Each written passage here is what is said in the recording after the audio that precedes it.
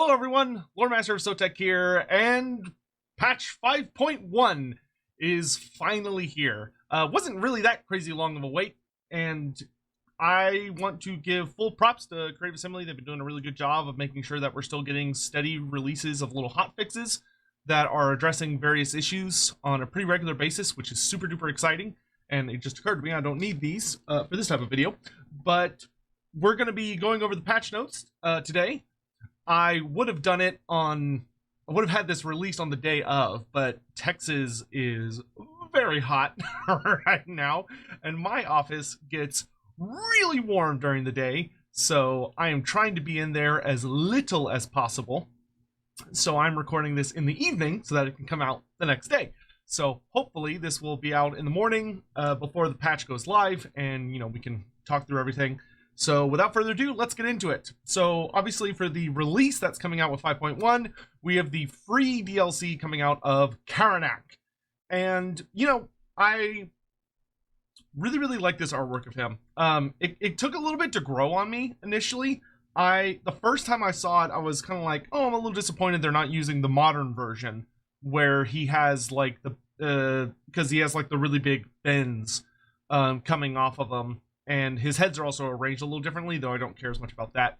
But this version has grown on me a lot, especially because all of the spikes that he has coming out of him, I actually really like how Karanak looks like he's this ancient primordial monster that's been through like a lot of damage, where a lot of his bones are shattered, and he has like what almost look like burns and pieces cut off. That he's taken wounds over the course of his existence despite being an etheric entity, which is just a really good part of imagery. I think it gives him a much more savage appearance, because admittedly his new design is fairly clean in comparison. So I do like this design a lot, and I'm really excited to play with him. So let's get into what Karanak's going to be bringing to the game. So they revealed him just a couple weeks ago, and he'll be available for Skarbrand, Archaon, Valkia, Kolek, Be'lakor, and the Demon Prince. So the undivided characters and the 2 Khornate characters, which is great, awesome, cool. So we have the Hound of Vengeance explained. So we have the little lore tidbit here that Karanak, each of his heads pursues you in a different fashion. And in Warhammer 3, Karanak is a fast-moving, hard-hitting, and is very proficient at picking off soft, unguarded targets. For example, he specializes against artillery, missile units, and spellcasters, as he should. Well, he has 4 abilities? Oh my good lord. Alright, so we have Prey of the Blood God. This is an active ability. With the odor of his victim thick in his nostrils, Karanak's prey draws closer, the blood scent stronger until there is no escape. So, oh, it's a net! Okay, that is very good. Makes sense for him. Like, if he's going to be a hardcore assassin type character, he is going to need the ability to lock characters down. So he can net lords and heroes to prevent their movement, and also deals a decent chunk of direct damage.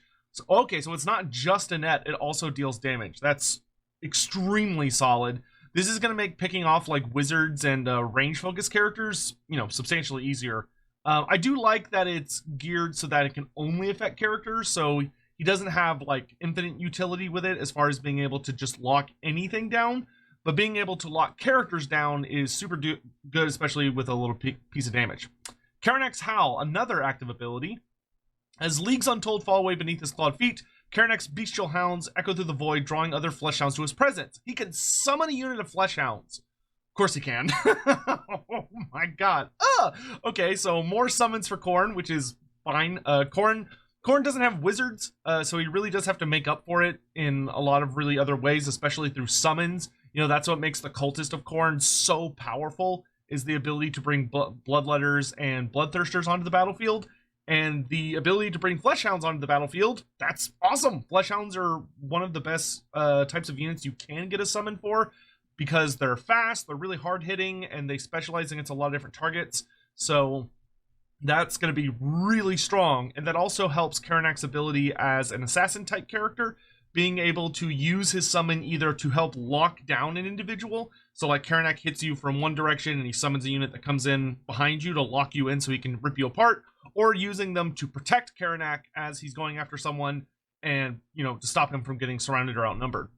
Then we go on to his passive ability. So we have the Talon of the Skull Throne.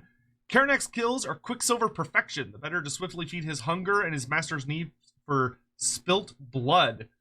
When enemy units nearby are routing, Karanak's melee attack and weapon strength is boosted. Ooh, gross. Okay, so okay, that's really, really good. I want to say Karanak causes fear, not terror, but this will make him really good because especially if he's going after isolated small targets, it's really likely that he's going to cause them to break very quickly. Between just natural fear causing and the fact that he's probably going to hit like a truck, he's going to be very good at getting people to break from combat. And the fact that that immediately will make his melee attack and weapon strength go up, so he'll be able to pursue after them and just kill them pretty much immediately, is going to make him very good at his job. The nice thing about this as well is this will make him combo very nicely with certain kinds of units, especially terror causers. So if he's being reinforced by like a flying bloodthirster, or maybe some other kind of like big terror causing unit like the Regiment of Renowned Gorgon or something along those lines, they will combo super well with him, because if he can get someone on the run, he's going to kill them. And then Endless Hunter. Karanak tracks across space and time until the battlefield does not allow hiding places. Karanak makes it extremely difficult, if not entirely impossible, for users to take advantage of hide, forest, stalk, and unspottable. Ooh, that's really cool. Okay, so he has a nice passive ability that reveals pretty much everyone within his range. So this is something, I assume his version is going to be better than the version that are used by Saurus. So he's going to be quite good when it deals with unspottable in particular. As like you have many units in the game that do have specializations into finding stalking units. Probably the best in the game right now is, oh my gosh, I'm blanking on his name, but the Terracotta Sentinel Legendary Lord but his is an active ability that allows him to reveal all enemies on the battlefield. This being just a passive that Karanak has going at any time is going to be really good, especially because it is designed to deal with unspottable in particular, which tends to get around a lot of the other detection abilities. So that's really good. And then he has one item, the Brass Collar of Bloody Vengeance. So this gives him a passive ability that prevents... Oh, he gives silence. Oh, that's super good. Okay, so Karanak has silencing attacks, and he also removes magic damage. Oh, that's so good. Oh, that's so good. He's going to be ridiculous. Wow, okay, so he has a really good support attribute as well. So everything that was up here ahead is more of like he's kind of like a burst DPS assassin type character where he deals a lot of damage and is designed to get up on people, root down characters. But the fact that he can remove magic attacks nearby, I'm curious what the radius of that is. I'm assuming it's like a 35-meter radius. That's really strong on demons. That is so strong on demons, because that essentially makes their physical resistance just not have any downsides. Normally magic damage cuts through physical resistance, so this makes the demonic physical resistance just way better, which for Khorne especially is going to be a game changer. That's so strong. I don't know how expensive he's going to be, but it seems like Karanak's going to be really useful in a lot of situations. And the fact that he silences people by attacking them is really, really strong. Because if he's on any kind of character, especially like a support character or a wizard, a lot of times they will like panic use magic or abilities to try and get away, like a speed boost or like an explosion that knocks over enemy units so they can run away, or like healing if it's a life wizard. The fact that you can just stop all that is really strong. Oh my gosh. Okay, we have a new mode. Conquest mode. Okay. This is a new competitive battle mode. Conquest mode is a land battle with one key twist. Players are still encouraged to annihilate the enemy army, but there's a capture point in the center of the map which unlocks after 1 minute. This is different from land battles that feature capture points in Rome 2, as the player holding the capture point must hold it until they generate 500 victory tickets in order to win. This will not be replacing land battles in campaign. This is for multiplayer, not campaign. Okay, so this is purely... Okay, interesting. So there's a lot of multiplayer stuff coming in this patch. I know there's been the multiplayer community for Total War Warhammer is very healthy, but it has needed a lot of additional support. I highly doubt CA did the one thing that everyone really needs, which is dedicated servers. And I don't think we're ever going to get that, unfortunately. But getting a new mode that makes land battles not toxic as hell is going to be super good. Because, I mean, to put it frank, I always found, I mean, I remember when we were doing like the Ever Chosen tournaments and all that other stuff, when Domination mode first came out, there was a lot of chats about should we stick with land battles or should we go full Dom? And like, is Domination mode better than, and like for land battle modes, do we need to have like rules? Because there was always a lot of arguments about it, and I was someone that felt very strongly that land battles had to have rules, because there were players who were just like, they were just assholes. Like, they just had these really shitty strategies where they would play like Wood Elves or other armies that had a lot of like really fast skirmish shooting, and they would just run away the entire game. And they were like, well, technically it's within the rules. And it's like, yeah, but it sucks to watch. Like, we can't cast these games for a general audience because they take forever and they're boring as fuck. I remember some really heated debates about that, and like, I was very strongly of the opinion that it's like, no, these are garbage, and like, we need to have rules. Like, there has to be rules of engagement, because if you're not forcing people to fight each other, you're gonna have players who care more about winning than putting on a good show. And when you're trying to do like showcase matches or tournaments for large audiences, you need to be able to put on a show, and it needs to be entertaining. It can't just be about like the most degenerate garbage, technically I'm gonna win within the rule set, because it's just horrible to watch. So this mode seems like it's gonna hopefully give land battles like an actual victory objective outside of just destroying your opponent, because even nowadays I know that a lot of what happens in land battles, and why you would never catch me dead playing it, is that you'll get people that corner camp. Like, they'll get a whole army with like siege weapons and they'll go hide in the corner, or they'll run an army of just like hardcore skirmish stuff and just run away the entire game until their opponent finally just can't. You know, people will force a draw. So this gets rid of forced draws, which is nice, and it also will really heavily punish players that just have these really shitty avoidant strategies, because there's an objective that needs to be taken. So it allows things that are slower and more defensive to actually have a viable strategy, which is really nice. We implemented this game mode to create a more competitive multiplayer-friendly version of land battle. Classic land battle, as it stands, is played by several degenerate strategies. I feel like why do I feel like Turin wrote this paragraph? Several degenerate strategies, such as corner camping, where one player boxes up their army into a corner and cannot be flanked. So with the addition of capture point that serves as an alternate win condition, we incentivize players to find the center of the map, rendering some of the more egregious degenerate strategies ineffective. If this had just had a movie reference or an 80s reference, I would 100% believe it was written by Turin. As in land battle, the army losses mechanic is still enabled, so the battle will come to more of a natural conclusion if one force vastly overwhelms the other. On launch, Conquest mode will ship with 42 repurposed land battle maps, has been picked from players from the multiplayer competitive community, as well as internally by our team. Hey, that's super kick-ass. Okay, so cool. So they have like a really nice list of maps. They're gonna have a quick battle rotation. That's really cool. So they'll rotate maps in and out, so you're not just playing the same maps all the time. Yeah, okay, I think this is awesome. This is really nice. This is super nice. I'm actually gonna be like interested in watching land battles now. Special thanks to Umais, Gojira, Alfere, and the competitive land battle community, and everyone else who contributed to the land battle with capture point mod. I had heard about that. It was your passion and dedication making land battles more competitively viable that inspired us to support the mode in more of an official capacity. While the mode is not a straight one-to-one conversion of the mod, we hope it serves to drastically improve the quality of matches found within quick battle matchmaking, and can be used as a base to improve the experience of future updates. That's nice. That'll make quick battles like not as garbage. I don't know if that's going to be enough to make quick battle as a system good, but it's going to make it a lot better.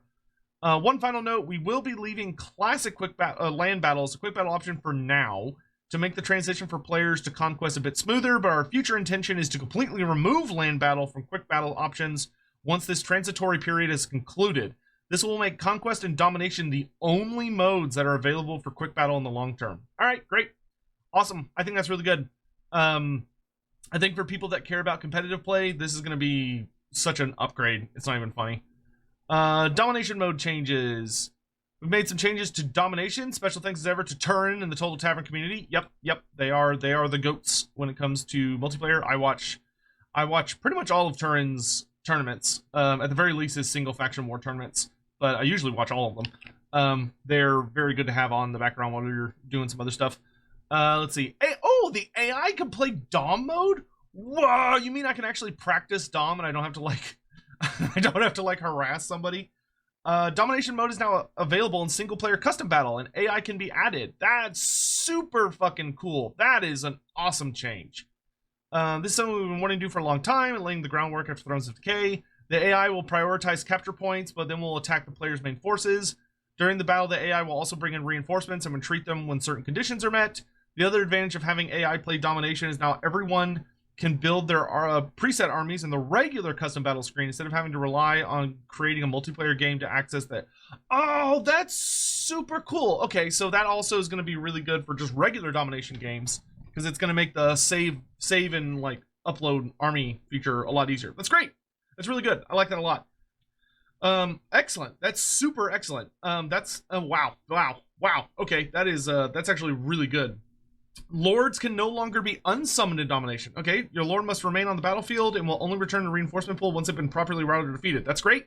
That's super good. I always thought the idea of people like showing up on a battle and they immediately unsummon their lord to be really stupid, because it like got rid of it. It was essentially a way to like eliminate your opponent having like a particular target they could focus, and also heavily rewarded people for taking like the cheapest, most garbage shit tier lord and not being punished for it.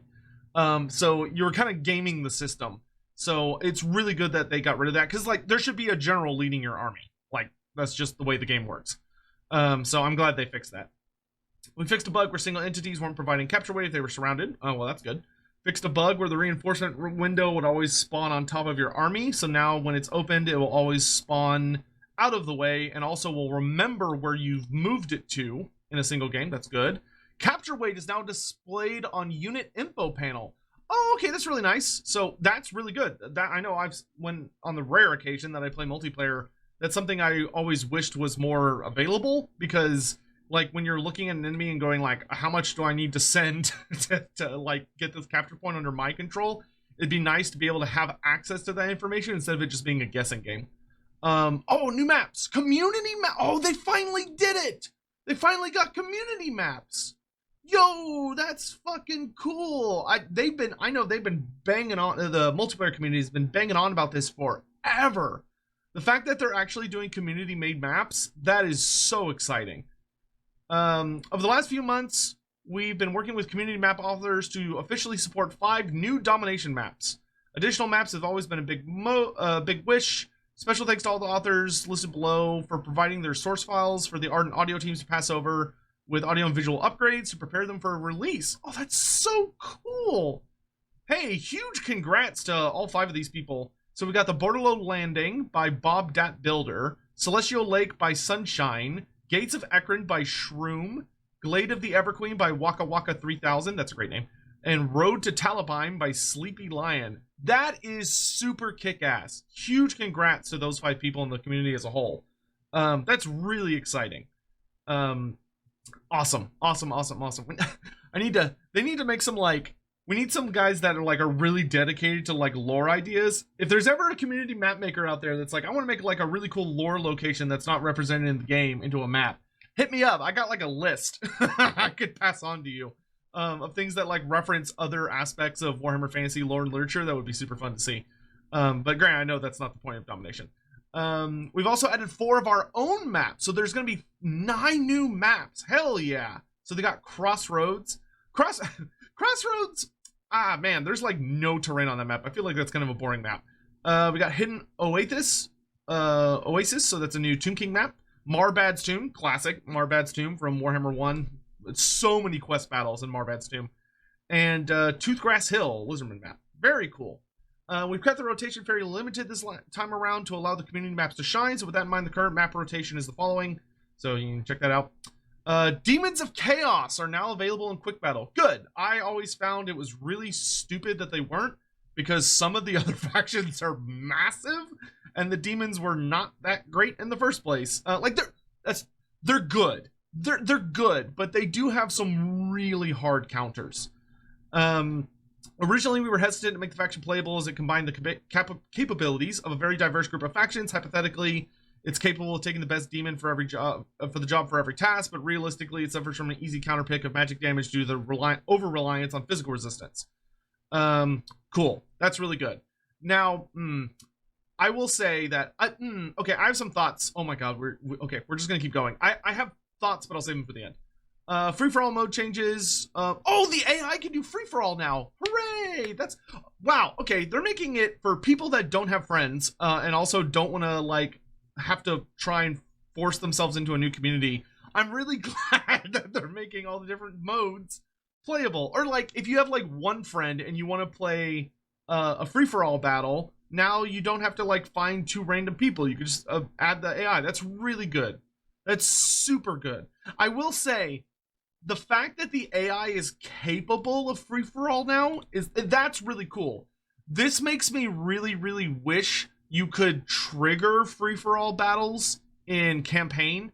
Because, like, there have been times where, like, I'll attack a settlement and there will be an army that's not friends with me. Like, it's like a neutral faction or even an enemy faction. And the game is like, okay, you two that don't really know or give a shit about each other are going to team up against the person you're attacking and your allies. Now, I was like, I feel like it'd be more appropriate for it to be like a free-for-all type situation. But I realized that would be a bitch to put in. So, you know, if they don't do that, it's fine. Battle UI updates. Ordering of units when adding to an army. Okay, this is more like custom battle and multiplayer stuff. Units are now ordered first on category, then their gold cost ascending. Okay, cool. So making it like easier to look at and read and stuff. That's nice. Custom battle faction selector. Oh, cool. So now it's a drop-down menu instead of a rotating thing, because the rotating thing was like a pain in the butt. I also really like that it shows primary colors. Also, Creative Assembly, when Army Painter. I know it should be the last thing y'all do. It really should be the absolute last thing you do. But, like, I don't know. This is kind of looking like it could lead one day to an Army Painter. That'd be kind of cool. Oh, we've also implemented some factions that were missing from custom battles. Most notably including the Wood Elf and Bretonnian factions from the Warhammer 1 mini-campaign, Season of Revelations. Oh, that's so cool. I'm really glad they have not forgotten about the existence of Season of Revelations. B, this is a really cool addition that I don't think anybody was really asking for, but is really, really nice. I don't remember what letter I was on. C, I think. Although we don't need it, it would be so cool to get the other campaigns from the Total War Warhammer series eventually ported into Warhammer 3. I don't know if that's possible, but like at minimum getting Season of Revelations and the Eye for an Eye campaign with the Kazrak and Boris one, and making it where people can play as like all the major factions in it. You know, at least the ones with legendary lords. Like for the Wood Elf one, it'd be cool if you could play as like Orion, Durthu, Morgur, the Red Duke, and maybe like one or two other guys. And the same thing for Eye for an Eye, where it'd be great if you could play like Kazrak and Boris. Because those campaigns would be genuinely some of the best versus campaigns, because they're really small, focused experiences on like a particular set of narrative events. Like, you could make those into absolutely ball-bustingly fun 1v1, 2v2 free-for-all or free-for-all campaigns. They would be so much better than like just the generic campaigns for people that just want like a nice quick thing playing with a certain selection of factions. That'd be super nice. Sandbox difficulty mode. What is this? Sandbox difficulty mode is a new difficulty for custom battles that allows players to turn the AI off. This is perfect for learning the game, testing units out, and recording videos without the AI interfering. Holy mother of shit. That is so nice. Wow, that is a huge deal for certain groups, especially for unit testing. Like, oh my god. AI on sandbox difficulty will still defend itself in melee and have fire at will enabled. So if you get it within range, they will shoot at you passively. When you engage in melee, they fight back.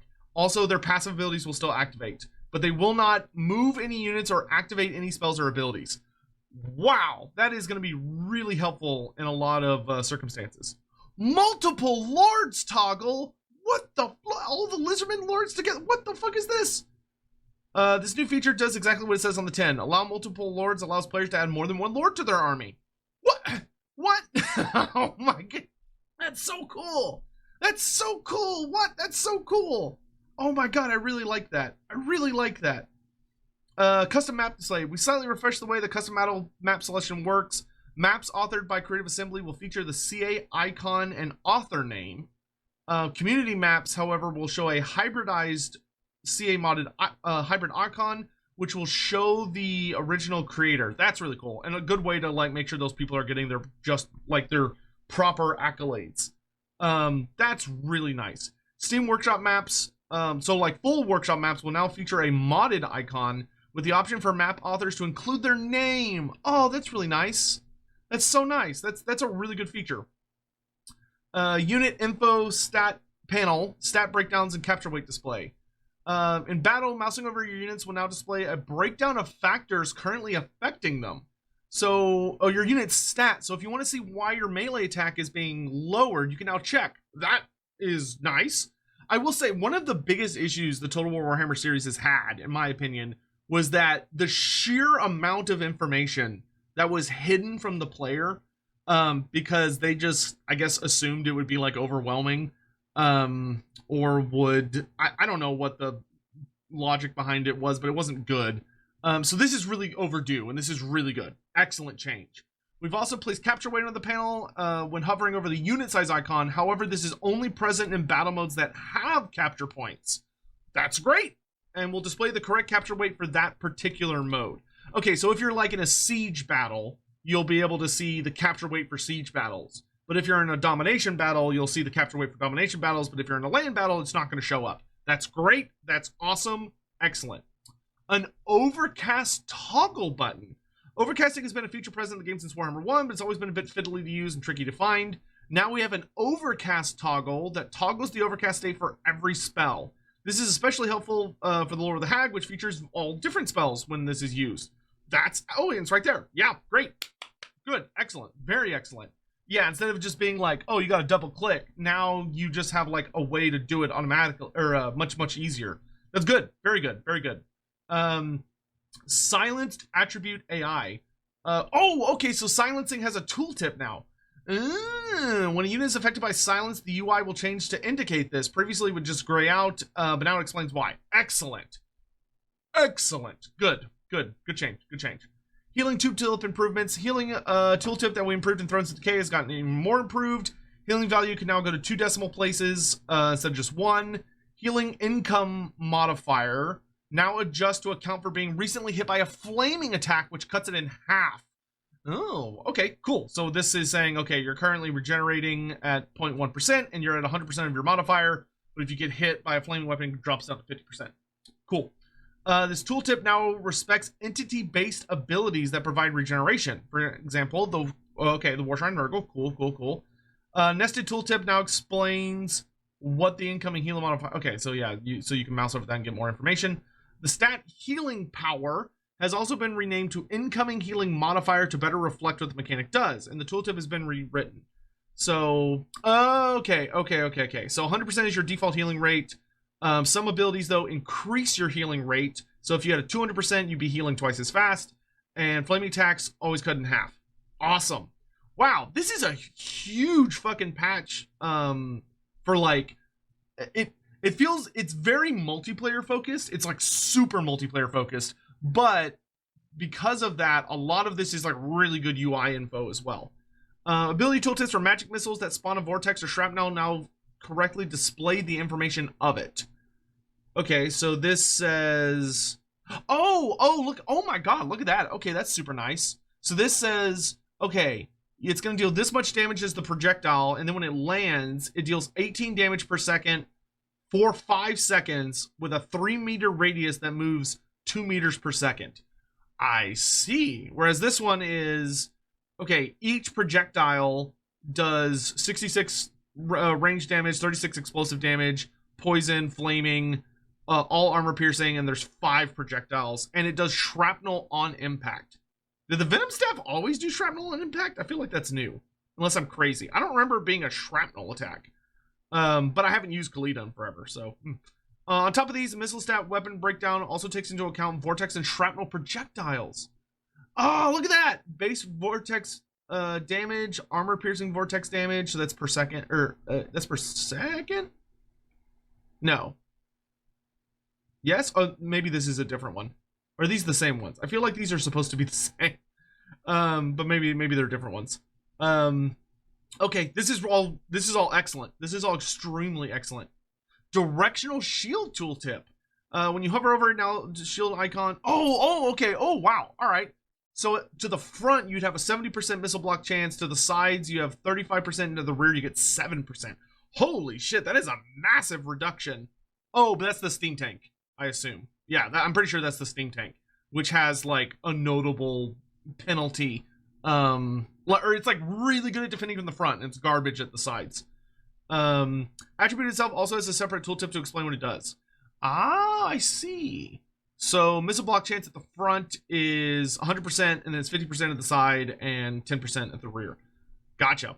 Awesome. Wow, those are massive, massive, massive quality of life performances. Okay, we are already, oh my god, I'm only 30 minutes, and this video is gonna be so long. Okay, so fixed crashes, fixed, dwarves can't shield wall and barricades anymore, which caused a crash, so that's a good fix.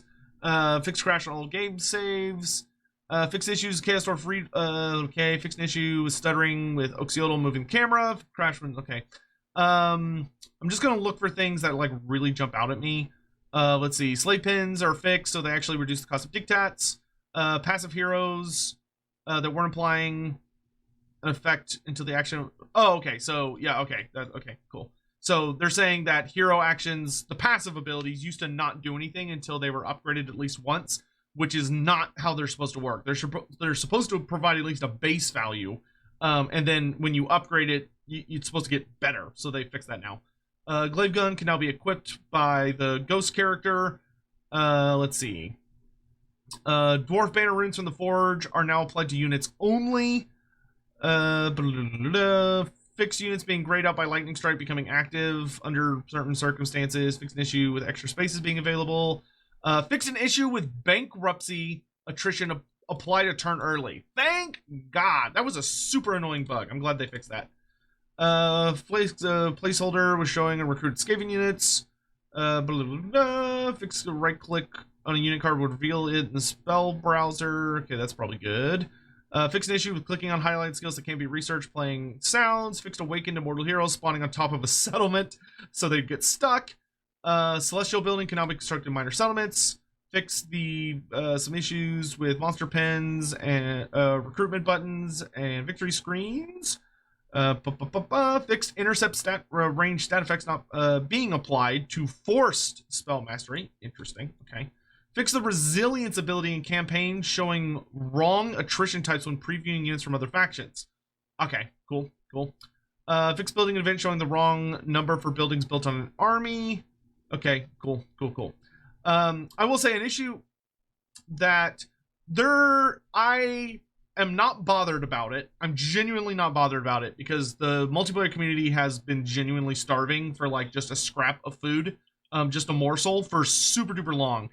And I'm sure we'll see more when we get down to the individual factions, but really not seeing a lot of campaign changes or fixes. There is a lot of things that need to be fixed in campaign. The amount of things that some of them are kind of annoying, but like aren't necessarily detrimental, but like should be fixed. Like if you go try and play, if you're like trying to unlock all the movies, for instance, from the Realm of Chaos campaign, because you're a completionist and you have problems with that as an addiction. Like there are 3 Chaos Dwarf movies you just can't get. Like they're just impossible to get. because they either don't trigger or like the book thinks there's 3 more than there actually are. And like, I don't think that's going to be fixed on here, though maybe it will be, and it just didn't make it into the patch notes because these are not necessarily exhaustive. But anyway, we'll talk more about things that I would like to see in the future at the end. Let's see. Fixed AI ignoring unit caps. Okay. Fixed rendering causing characters to disappear. Oh, that's good. Fixed floating volcano on Malice Bloodfall. I'm really hoping they fix the issue. There's been a lot of posts lately about how like units in dwarf underway battles, particularly in the settlements, there's a lot of places where they'll just start like flying. They'll basically walk on some kind of object that like shoots them into orbit. Hopefully they fix that. Let's see. Fix Lord Fund showing as white/affordable when selecting a reinforced army leader, even though they can't. Fix an issue with summon things in the woods and skink priest units not having Strider. Okay, that makes sense because they're ethereal ghosts. I also noticed, hopefully they fixed it, but I noticed that the skink priests, when I played not that long ago, they didn't have their spells. So like you'd summon the skink priest for like fighting a battle in Hexwaddle or whatever your capital is, and the skink priest was just like a ghost. Like he didn't have any spells or anything, and he was super garbage because of that. So hopefully they fix that. Docked siege wall ability now shows in the tooltip when hovering over siege walls. Capture points have been reworked to more broadly consider all the entities in their bounds. Fix an issue with Marquis of Masochism. Okay, lords can no longer teleport withdrawn. Yep, we know about that. Capture points are no longer capturable during deployment in multiplayer. That's good. Fix an issue with human characters who fight with swords and shield and horseback would always miss when doing a moving attack. Well, that's okay. That's an important fix. That's a good one. Multiplayer fixed added new options of skirmish versus AI. Great. They fixed a couple of little things. If your timer runs out and your player didn't select the lord, the cheapest lord with default will get selected. Oh man, okay, so you can't, they made it so you can't be like, oh, I just didn't select the lord, so I guess I just don't have to deal with one. Let's see. Fix some graphic issues, fix some audio issues. Plague Center Bears talk now. Let's see. Sound memory pool size setting. Okay, fix some issues that may cause crashes. Fix an issue with rain ambience in the blasted waves. Fix an issue with tree-based units for triggering leather impact sounds. Okay, cool. Lots of little fixes here. Fix an issue where Grinner Demons were showed as spellcasters when they just use bound spells. Okay, good. All right. Unit abilities. Spirit Conduit. So this is the Spirit Conduit. This is the Hydro Titan ability. Now has an effect range. Interesting. It can affect up to -1 units. Huh? Okay. I'm sure we'll see more about that later. Burning Alignment, which is, oh lord, that is the Engine of the Gods ability. Has a larger, oh, interesting. Okay, this could actually be a pretty big change for the Engine of the Gods. So the radius of the laser beam is now larger, and it also moves almost twice as fast. Okay, so that's gonna make it much harder to dodge. I mean, it's still really easy to dodge because the build up to that thing going off is obscene. I think it takes like 8 fucking seconds or something insane like that. Language of Du Bois.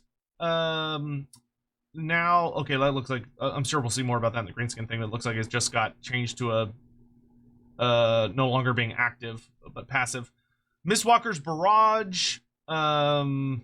Is much more focused now. Yeah, Mistwalker's Barrage was a whole thing where, like, it was really good. It wasn't overpowered, from what I understand. So this is Eltharian's ability for when he's in battle. Every once in a while, there will be, like, a bunch of arrows that come flying down from the sky and hit people around him. And they changed something about it 2 patches ago where it was, like, pretty good. Like, it wasn't overpowered, but it was good. Like, it was a nice ability. And then in the last big, notable little update to it, they debuffed it and made it like really spread out, so it just didn't hit anything.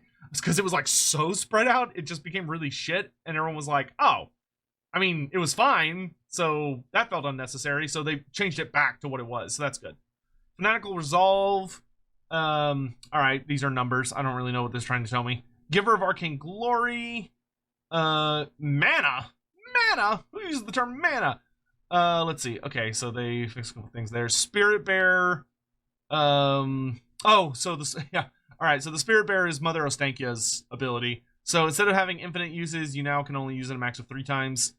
To make it was it? I guess it was infinite. Yeah, it just had a cooldown. So now it's max of 3 times to make her a little less like long-term amazing.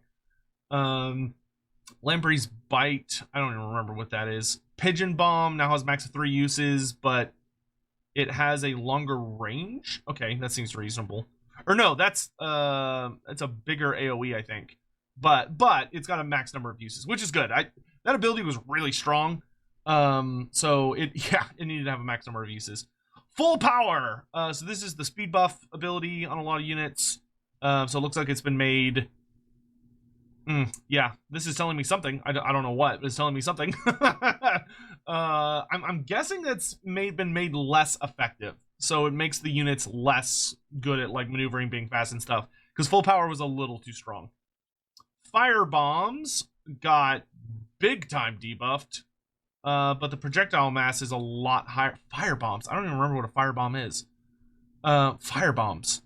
I don't know. I'm sure they'll come to me. Siege wall. Oh, siege wall adds 25% missile resistance now. Interesting. Okay. The initial recharge on all of the summoning abilities has been majorly increased. Oh, for Nurgle and Slanesh only. Okay, interesting. So the Nurgle and Slanesh recharge time to first use the summons for Plague Bearers and Demonettes respectively is now a minute instead of significantly less than that. And the Greater Demon ones are now 2 minutes instead of the significantly less. Blessing of the Ancients. Oh, that's the oh my gosh. That's the Tree Man Ancient ability. Actually, I think it's more than just the Tree Man Ancient. It might just be the Tree Man Ancient. So the Wood Elf Wizard buff now gives Spell Mastery. Ooh, that's really nice. I'm glad that Spell Mastery is being spread around. A long time I was wondering if it was just gonna be a Cathay mechanic. I'm glad that it's just like a universe mechanic. Because it makes a lot of sense. Rune of Hearth and Home is not quite as powerful as it used to be for regenerating fatigue. That seems fair. Aura of Protection. I can't even remember what that is. Oh wait, isn't that the that might be the Lore of Light spell? Maybe. But it has a bigger area effect, so that's cool. Pandemicium. Ugh. So this is the super overpowered as fuck Tarmacon explosion ability. Got pretty heavily debuffed, it looks like. So, oh yeah, huge debuff on the armor piercing damage, and also much lower radius. So that's probably good. That ability was like so fucking over the top. So that's good. Golden Tributes. I don't know if this is better or worse. I assume this is better. It looks like it just wasn't working before. So the Golden Tributes are Nakai's ability that gives you like infinite vigor. It gives you essentially permanent vigor for everyone in range. So I can't tell if this is saying that it's like it wasn't working before and now it does, or that it, instead of giving perfect vigor, now it just regenerates vigor, but I'm sure we'll see. Warp Shard armor for what? That's Squeak Head Taker, right? It just has a 55 meter range. God damn. All right. Dwarf Gouger looks like it's going to deal more damage to base damage. Cool. Sunfang has a larger damage. Cool. The Wind Bow pretty heavily debuffed. Holy shit, the Wind Bow got super debuffed. Portal Glyph can only be used once per battle now. Wow, okay, that's a big debuff. Brass Collar, Bloody Vengeance. Hilariously is already getting modified before it's even in the game. Cool. So this, but it has a 55 meter radius. Holy fuck, that's big. That's big, and that's the whole like stops magic damage. That is super. That's huge. Star Crusher looks like it deals more damage. Yeah, I'm guessing, or at least it deal. Oh, okay. So I think this is it. Now also improves your base damage. So that's Kolek Senator's weapon. I really wish they would make Kolek bigger. Like I understand they're worried about Kolek and Grease's Goldtooth.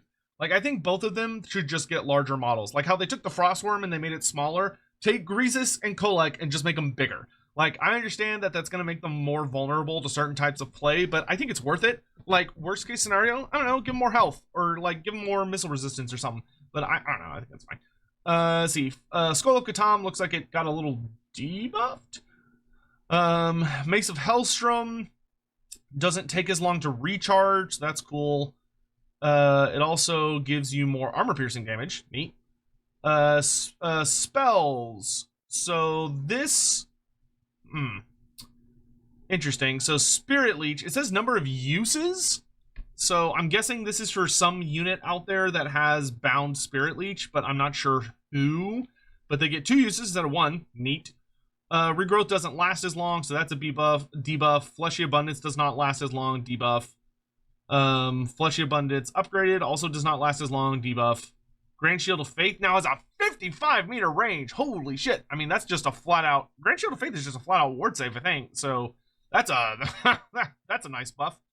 Grand Soulfire deals way more base damage. So that's another one of the Warrior Priest prayers, so that's a big buff. Regrowth, less time, so debuff. Gaze of Mork now costs more magic, so that's a debuff. Regular Shield of Faith and Soulfire also got buffed. Very cool. Shim's Burning Gaze, number of uses up to 3. Okay, if it's Shim's Burning Gaze and Spirit Leech, this is probably for the Hyro Titan. So the Hyro Titan is just getting flat out buffed. So Spirit Conduit is now an AoE ability. And Shim's Burning, it has the bounce spells of Spirit Leech and Shim's Burning Gaze, and it used to have 1 use and 2 use. Now it has 2 use and 3 use. Which, hey, that's great. I don't think I've seen anybody using Hyro Titans in a long time, so maybe that'll give it a buff that it needs. Because it's definitely not, I think, the preferred construct.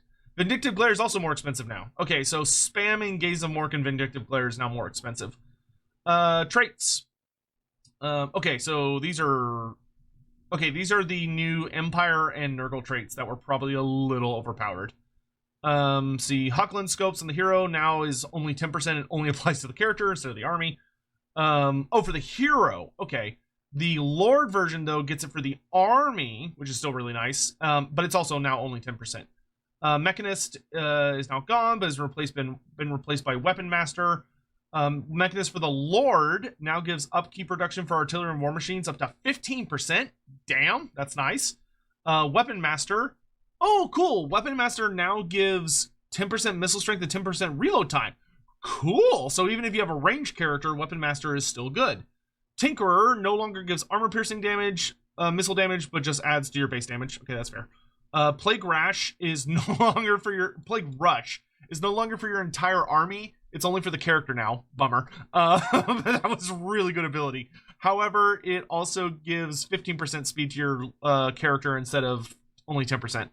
And then Scabrous is no longer available to heroes, and it also only gives 6% casualty replenishment. Okay, Scabrous was really overpowered, so I'm not surprised they did that. Special thanks to our exalted creators, as well as Umais and the team behind community source peer-reviewed balance recommendations that are on the forums. The Intrusions of Conquest, we've done a lot of unit balance. Yeah, this really feels like the multiplayer patch. Like, oh my god, there's gonna be a lot of multiplayer stuff. Known issues. Small list of issues that we know about but have not been fixed yet. Units that have a certain collision type have a problem where the top 5 to 10% of their collision box doesn't take damage. Articulated vehicles such as chariots can be hit multiple times by certain kinds of projectiles. Ooh, watch out for cannons and certain magic missiles. Until they fix that. A unit that's docked on a wall that is also half docked on a gatehouse will have its line of sight blocked and may not be able to shoot. Oh, interesting. Okay, so if you dock a unit on a wall, you either need to have the whole unit on the gatehouse or the whole unit off the gatehouse, but don't do half and half or else you're going to have problems. Complex stat changes. Collision attacks. We've added collision attacks to many large units. Collision attacks are an ultimate form of melee attack that's attempted when the unity collides with an enemy when charging or attacking. Whoa! These have internal cooldowns and maximum target slates. Wow, this could be fucking huge for certain monsters, though. Because, like, a lot of monsters in the game have they're so big, and their attacks are so ridiculously over the top that they'll just kind of, like, miss everybody. And they don't do nearly as much damage as they feel like they should be doing to, like, large groups of enemies. So this could be huge for them. Several units have had their max splash targets reduced. The general trend that this is a buff, as damage is split across the... Okay, yeah, so because they hit less people, they deal more damage to the people they hit. Vehicle collision attack tuning pass. We've adjusted the collision attack balance to just about every chariot vehicle in the game based on feedback. Collision attacks are now informed by the unit's weapon strength, which ensures that the unit performing the collision gets an optimal roll on their damage. Special thanks to community modder Spellbound, who had already performed a lot of tests on the collision attack system and how it affected unit performance. These investigations helped get us a head start. Hey, yeah, hell, yeah, big ups to Spellbound. Yeah, good job. Removal of hard collision from wall Merlins. Whoa, that's gonna be sexy. The Merlins on walls and siege battles have had their hard collision removed, so they no longer block line of sight. Wow, that is going to make... that's interesting. That's going to make shooting from walls insanely easier, especially with guns. But on the other hand, unless I'm crazy, that also means that shooting at units on walls will also be significantly easier. Yeah, this will buff notably your handguns. However, we've added a small amount of missile block chance when has been added to being docked on siege walls. Oh, okay, that's reasonable. All right, so yeah, you're easier to shoot, but now you get missile block chance. So if anything, that's kind of a hard buff for the most part, because the only thing that you could really hide from by being on a siege wall, and like if you had bows, they could semi-reliably shoot over that and hit units. And if your enemy had a lot of like direct fire weapons, like guns or certain kinds of magic missiles, then the walls would do a pretty good job of protecting you. But that was really it. And that was like a really rare circumstance for the most part. Making it where all missile units will be able to trade fire in siege battles. That's going to be amazing for two reasons as the defender. The first being now you're just getting missile block chance, because there were a lot of range weapons that could hit you by shooting like over, like arcing their fire. So now you actually get a bonus to your defense. And I think we saw earlier it was like 20-25%. So that's huge. And the second thing is now that all of your units can reliably shoot from the walls, people may not know this, but there actually is a bonus to your damage modifier when you're shooting from uphill to downhill. You get bonus to your like damage. So being able to shoot from the walls is going to be huge, because you're going to get such a fat buff on the damage that your ranged units are going to do. I don't think a lot of people know about that. But yeah, that's going to make holding the walls like a much more useful action. Fixed heroes missing a skill. Okay. Fixed number of heroes missing the Scout's Ruin action. Okay, this annoys the shit out of me. Scout Ruins is a completely fucking useless ability right now. It is so dumb. In Warhammer 1, if you scouted ruins, you got like these kind of cool choose your own venture dilemmas that would give you something bad or something good. Admittedly, they weren't very popular because they were kind of like nonsensical. Like they gave you these little riddles, but the answers were not very, they didn't really make a lot of sense. They felt very random. And the problem was that if you picked a bad option, you would get punished. Like your character could be like wounded for multiple turns, or all sorts of other stupid shit can happen.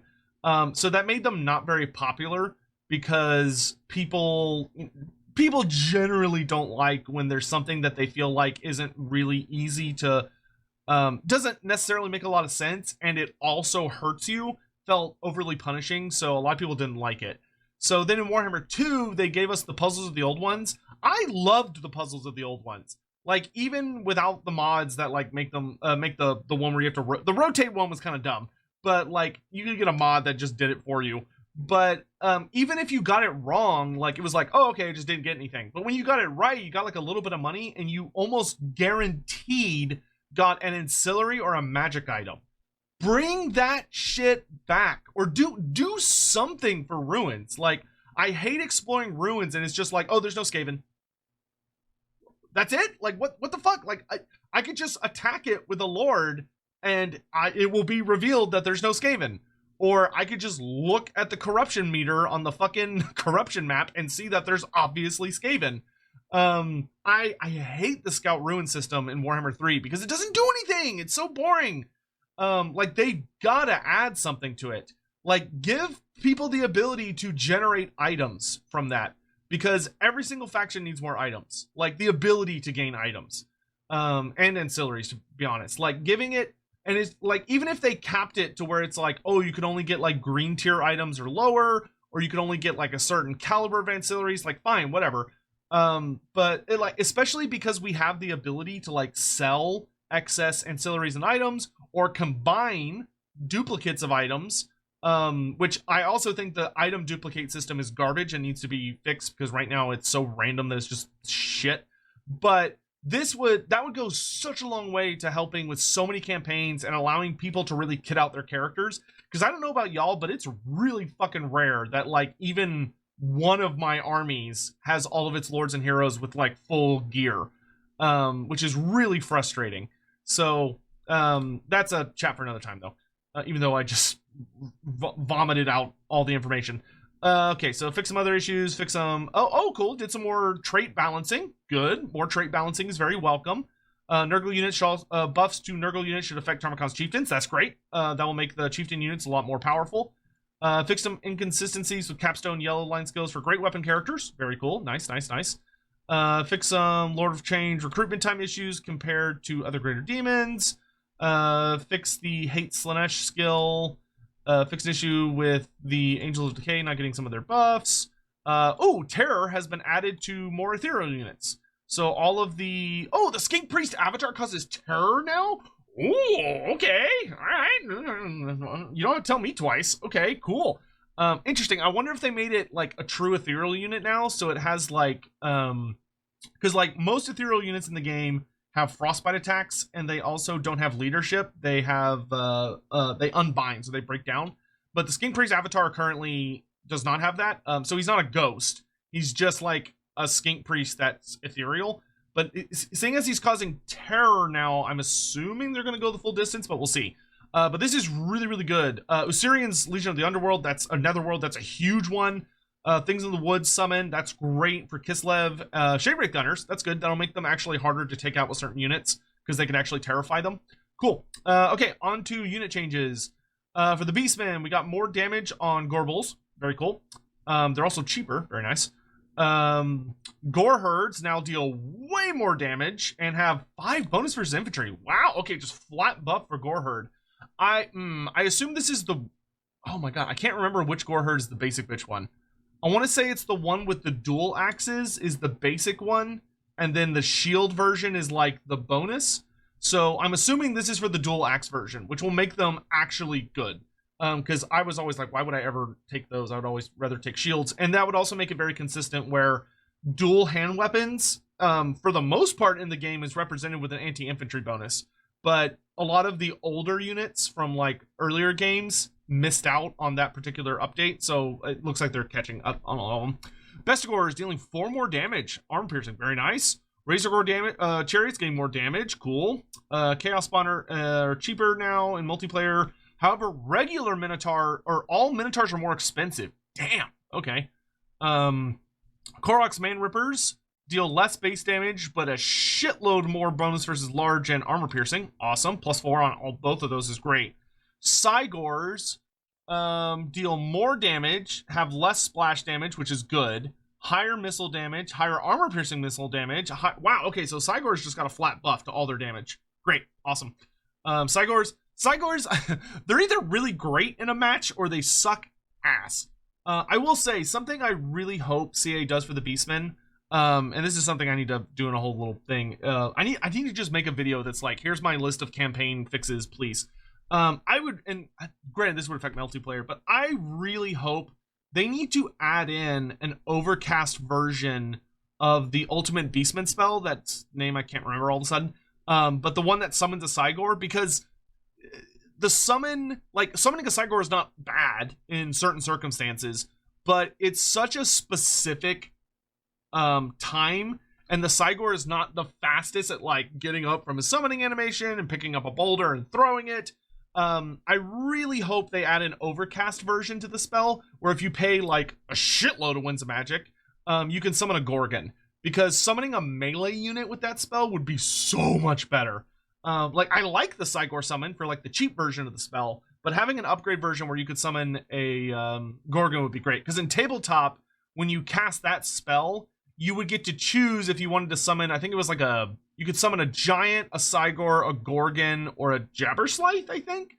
But I think being able to just summon the Gorgon, because it's very similar to the Cygor, would be fine. Let's see, the Blood Brute Behemoth. Slight debuff to his stats, but he is getting 35% spell damage resistance out of it. Alright. So overall, you know, basically a nerf. Bretonia, Questing Knights got more armor-piercing damage. Cool. Grail Knights lost a bit of armor-piercing damage, as his Grail Guardians. Okay, so making Questing Knights a little bit better at chopping through armor and making Grail level 1s not quite as good at it. Chaos Dwarfs. Let's see. Fixed an issue with some problems. Fixed number of traits not functioning. Fixed the skill Inspiring Inferno not working. Cool. Cost changes. Okay, so once again, a lot of multiplayer stuff. So making all of the mounted characters notably cheaper. These are actually some massive price reductions in multiplayer. The Overseer is going down to 700 cost. Oh my god, that's very cheap. Wow, yeah. Oh my god, look how cheap some of these are. 300 lower, 350 lower. Yeah, those are some big boy price reductions. Infernal Castellan's going down to 650. All right, Hobgoblin Archers are cheaper. Also in single player. Same thing for Wolf Raiders with spears and bows, all cheaper. Basic bitch Chaos Dwarf Warriors are cheaper. The Great Weapons got +1 to all forms of damage. Infernal Guard are cheaper in both single player and campaign. Infernal Guard with Great Weapons are substantially cheaper in single player and campaign. Also got +1 damage to everything. Fireglaves are cheaper in all gameplay modes. Cool. Blunderbusses deal more damage because they total. Oh, this is their melee damage, though. Lamasus are cheaper in all forms. Kadai Fireborn are cheaper in all forms. Kadai. Oh, the Kadai Destroyer is getting buffed. Thank God. 15% missile resistance.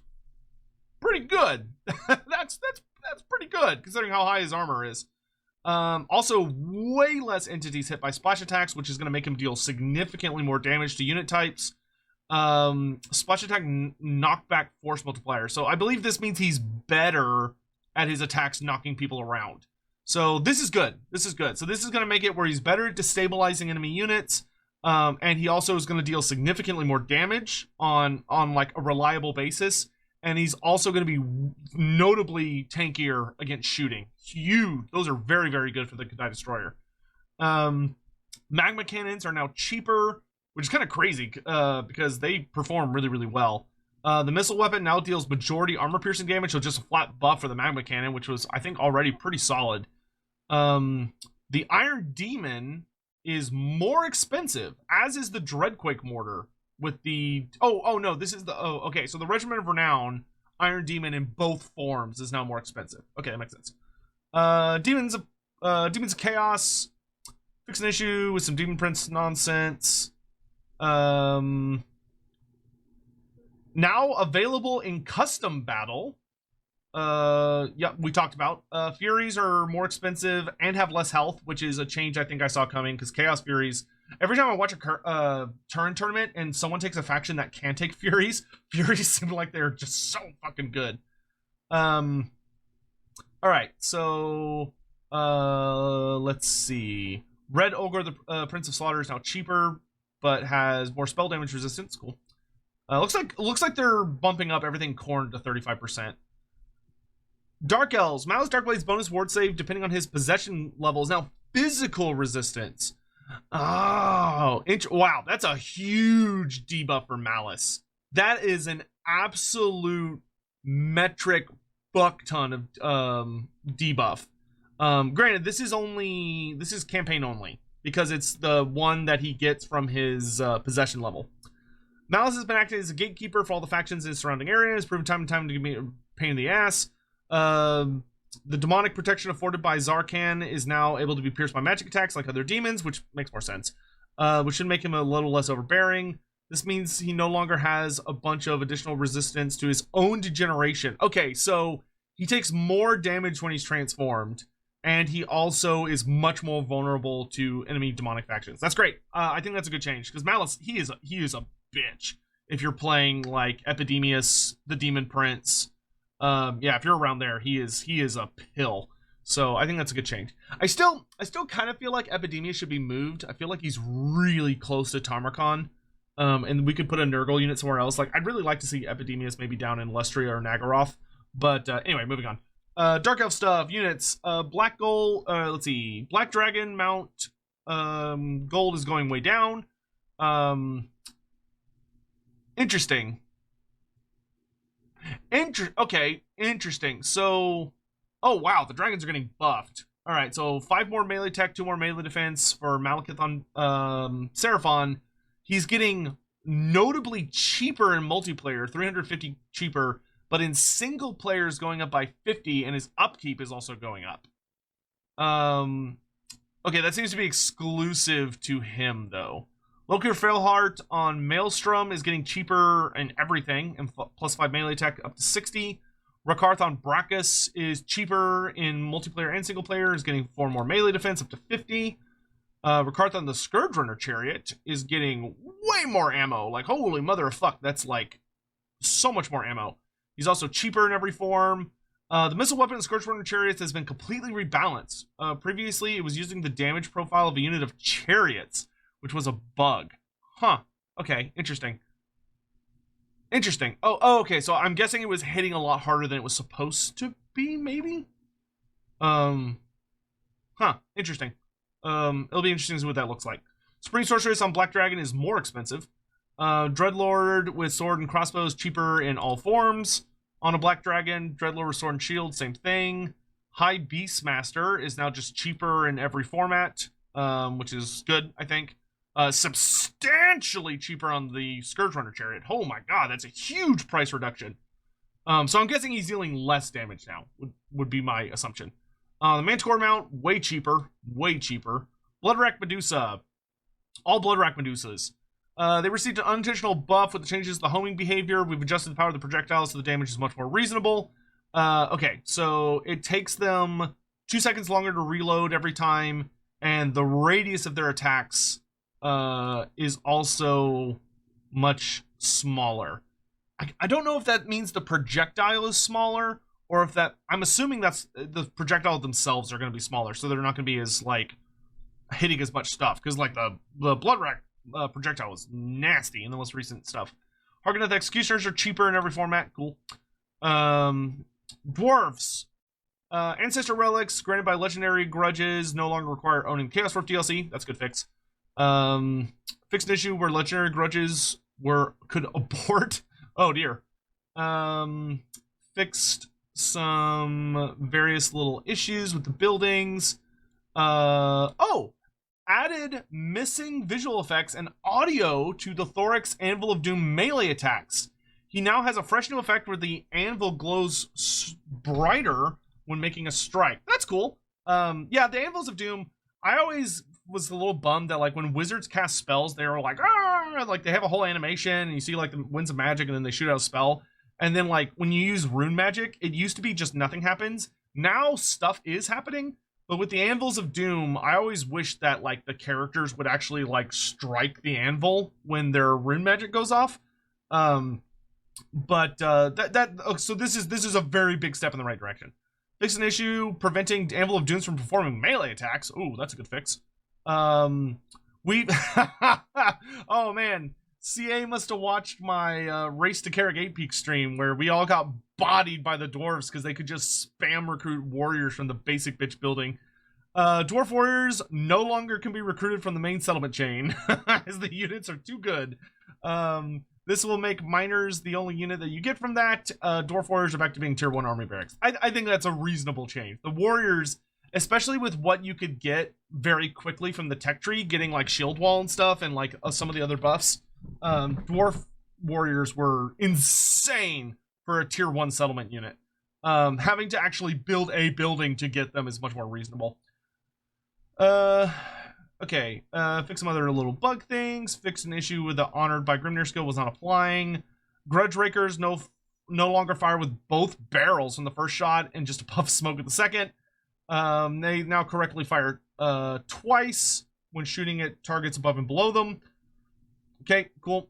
Malachi artillery recruit rank bonus now properly applied to the trait holders army instead of all armies. Damn. All right, that was probably a little over the top. Dwarves are getting some cost reductions on characters, small buff to great weapon units, and bolt throwers. Bolt throwers. God, I want bolt throwers for the greenskins.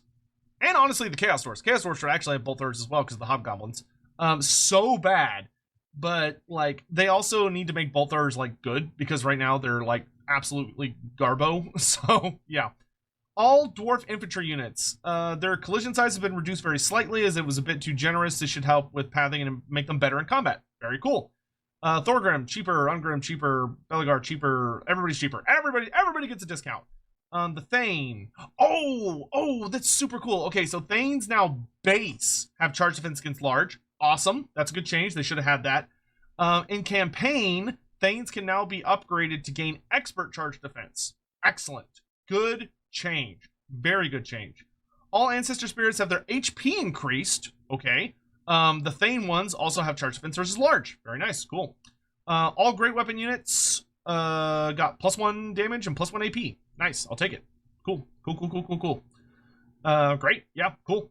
Thunderers with Grudge Breakers. Projectile mass is halved. This change is to prevent units from being knocked down immediately by the first shot, resulting in the second shot missing.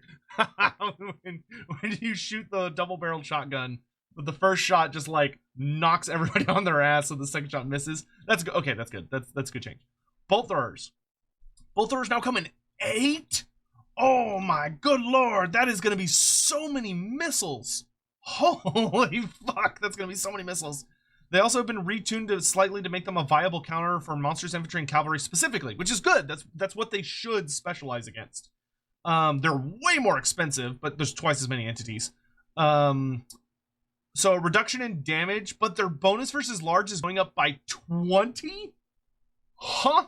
Wow, okay, like, their damage barely got reduced, considering that there's twice as many of them, so their overall output is going to be way higher. Also, they are going to fuck cavalry and monstrous units. Like, holy mother of shit, that is a lot of bonus versus large. Okay, great, so, yeah, okay, wow, 8 missiles per volley, that is going to be devastating against cavalry. That's great. That's awesome. That gives them, like, an actual purpose. Great. Goblin Hewer's cheaper. All right. Organ guns cheaper. Cool. Gyrocopter have less ammo. Oh, on the steam gun version. I think that's reasonable. They felt like they had a shitload of ammo. Brimstone guns are cheaper and have more ammo. That is also very good. I feel like my Brimstone guns run out of ammo in like 2 seconds.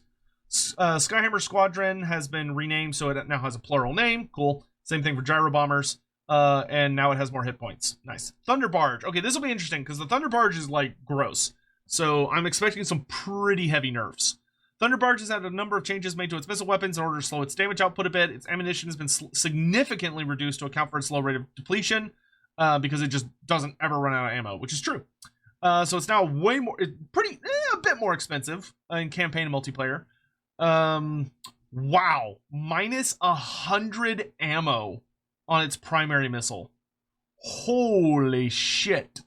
That is a titanic reduction in ammo on the primary missile. This is your bomb bays and your 4 mounted cannons. Bombs no longer deal impact damage, so now 100% of their damage is only versus dealt by the explosion. Okay. Takes them twice as long to reload on bombs, but the damage is higher, but the explosion is smaller. Okay, so they're less ridiculous. So pretty massive nerfs just from the reload time alone. Like, taking twice as long to reload is crazy. But that is going to make them significantly less oppressive to infantry. And then the cannons, minus 20 base damage, minus 50 armor piercing damage, takes twice as long to reload, and their minimum range is now 20 instead of 10. Oh my god. Okay, so if you... Wow. Alright, so you can actually pretty reliably get up in its face, and its damage dealing capabilities is going to be just absolutely obliterated. Which is good. Like, the Thunder Barge needs to be counterable in order for it to be usable and to be fun. Like, granted, you know, the Spirit of Grugny, if you get it all the way upgraded in the campaign, is probably still going to be absolutely stupid and hilarious. But in, like, multiplayer especially, the Thunder Barge was just... it's just stupid. So those are good changes. It'll be interesting to see if it's enough to make them balanced. Spirit of Grogny had the same changes. The flame cannon upgrade has had its damage output reduced in order to bring it in line with everything else. Okay, that's fine. Grand Cathay fix some issues on crane gunners and skyliners missing their muzzle flashes and smoke VFX. Okay, that's cool. Fix an issue where Jade Wizards on Pegasus were not given elemental wind skill once the temple. Okay, this is technically an Empire fix because this is for Gelt, but it is his Cathay specific. Whatever. So that's in the wrong category. That's fine. Zhao Ming is more expensive in multiplayer. Miao Ying is more expensive in multiplayer, and they fixed a bug, so now she has her spell in Dragon Force. Satang! Yeah, Satang is who I'm talking about earlier. Oh, Satang is getting a big boy debuff.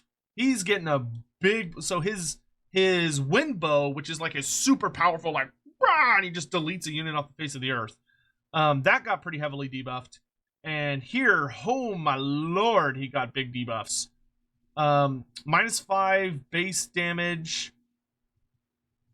Wait, oh no, -5 ammo, -75 base damage, -100 armor piercing damage, explosion damage is down by 15, armor piercing damage, explosive damage down by 5, and the explosion radius of his shots is now down by 3. Damn. And the visual effects has been scaled down to match it. Okay, so Satang, interesting. I didn't think he was that oppressive, but I guess he was pretty decent. It'll be interesting to see how that affects him. Like, hopefully he's still really good. Like, you still want him to be really solid.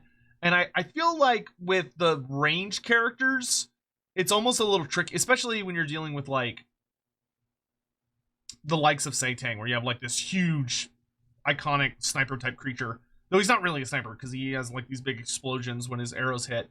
But it's like, I feel like you kind of have to be careful with those when you debuff them, because it's so possible to counter them by just getting them like swamped in melee, and then they're not able to do a whole lot. It'll be interesting to see if that is too much or if that's reasonable. Bandits have more capture weight. Cool. Jade Warriors are more expensive in every format. All versions. Oh no, not the crossbow. Interesting. So Jade Warrior crossbows are cheaper in multiplayer and single player, but and the halberds are cheaper in multiplayer and single player. It's only the regular ones that went up. Interesting. Great longbow riders are cheaper in every format. That's fair. Longbow riders I felt were like not that great. The basic ones. The righteous lances are a little more expensive, and the Emperor's Crowman Regiment of Renown is a little more expensive. Cool. Greenskins. A lot of characters are cheaper. Neat. I'm still waiting for my goddamn chariot mounts in campaign. Like, I'm sure we're gonna get that. I'm sure we're gonna get that with the Greenskin update. But like, goddamn, they have technically had their chariot since like Warhammer 1. I think somebody was telling me. One of the devs mentioned to me. They just like never got fully implemented or something like that. Or actually, it might have been from Grom's DLC. I don't know. I'd have to double check. But like, it's been in the game for a while. Goblin Great Shaman has 1,000 more health and deals a lot more damage in melee. Okay. Night Goblin War Boss is cheaper, but deals half as much bonus versus infantry.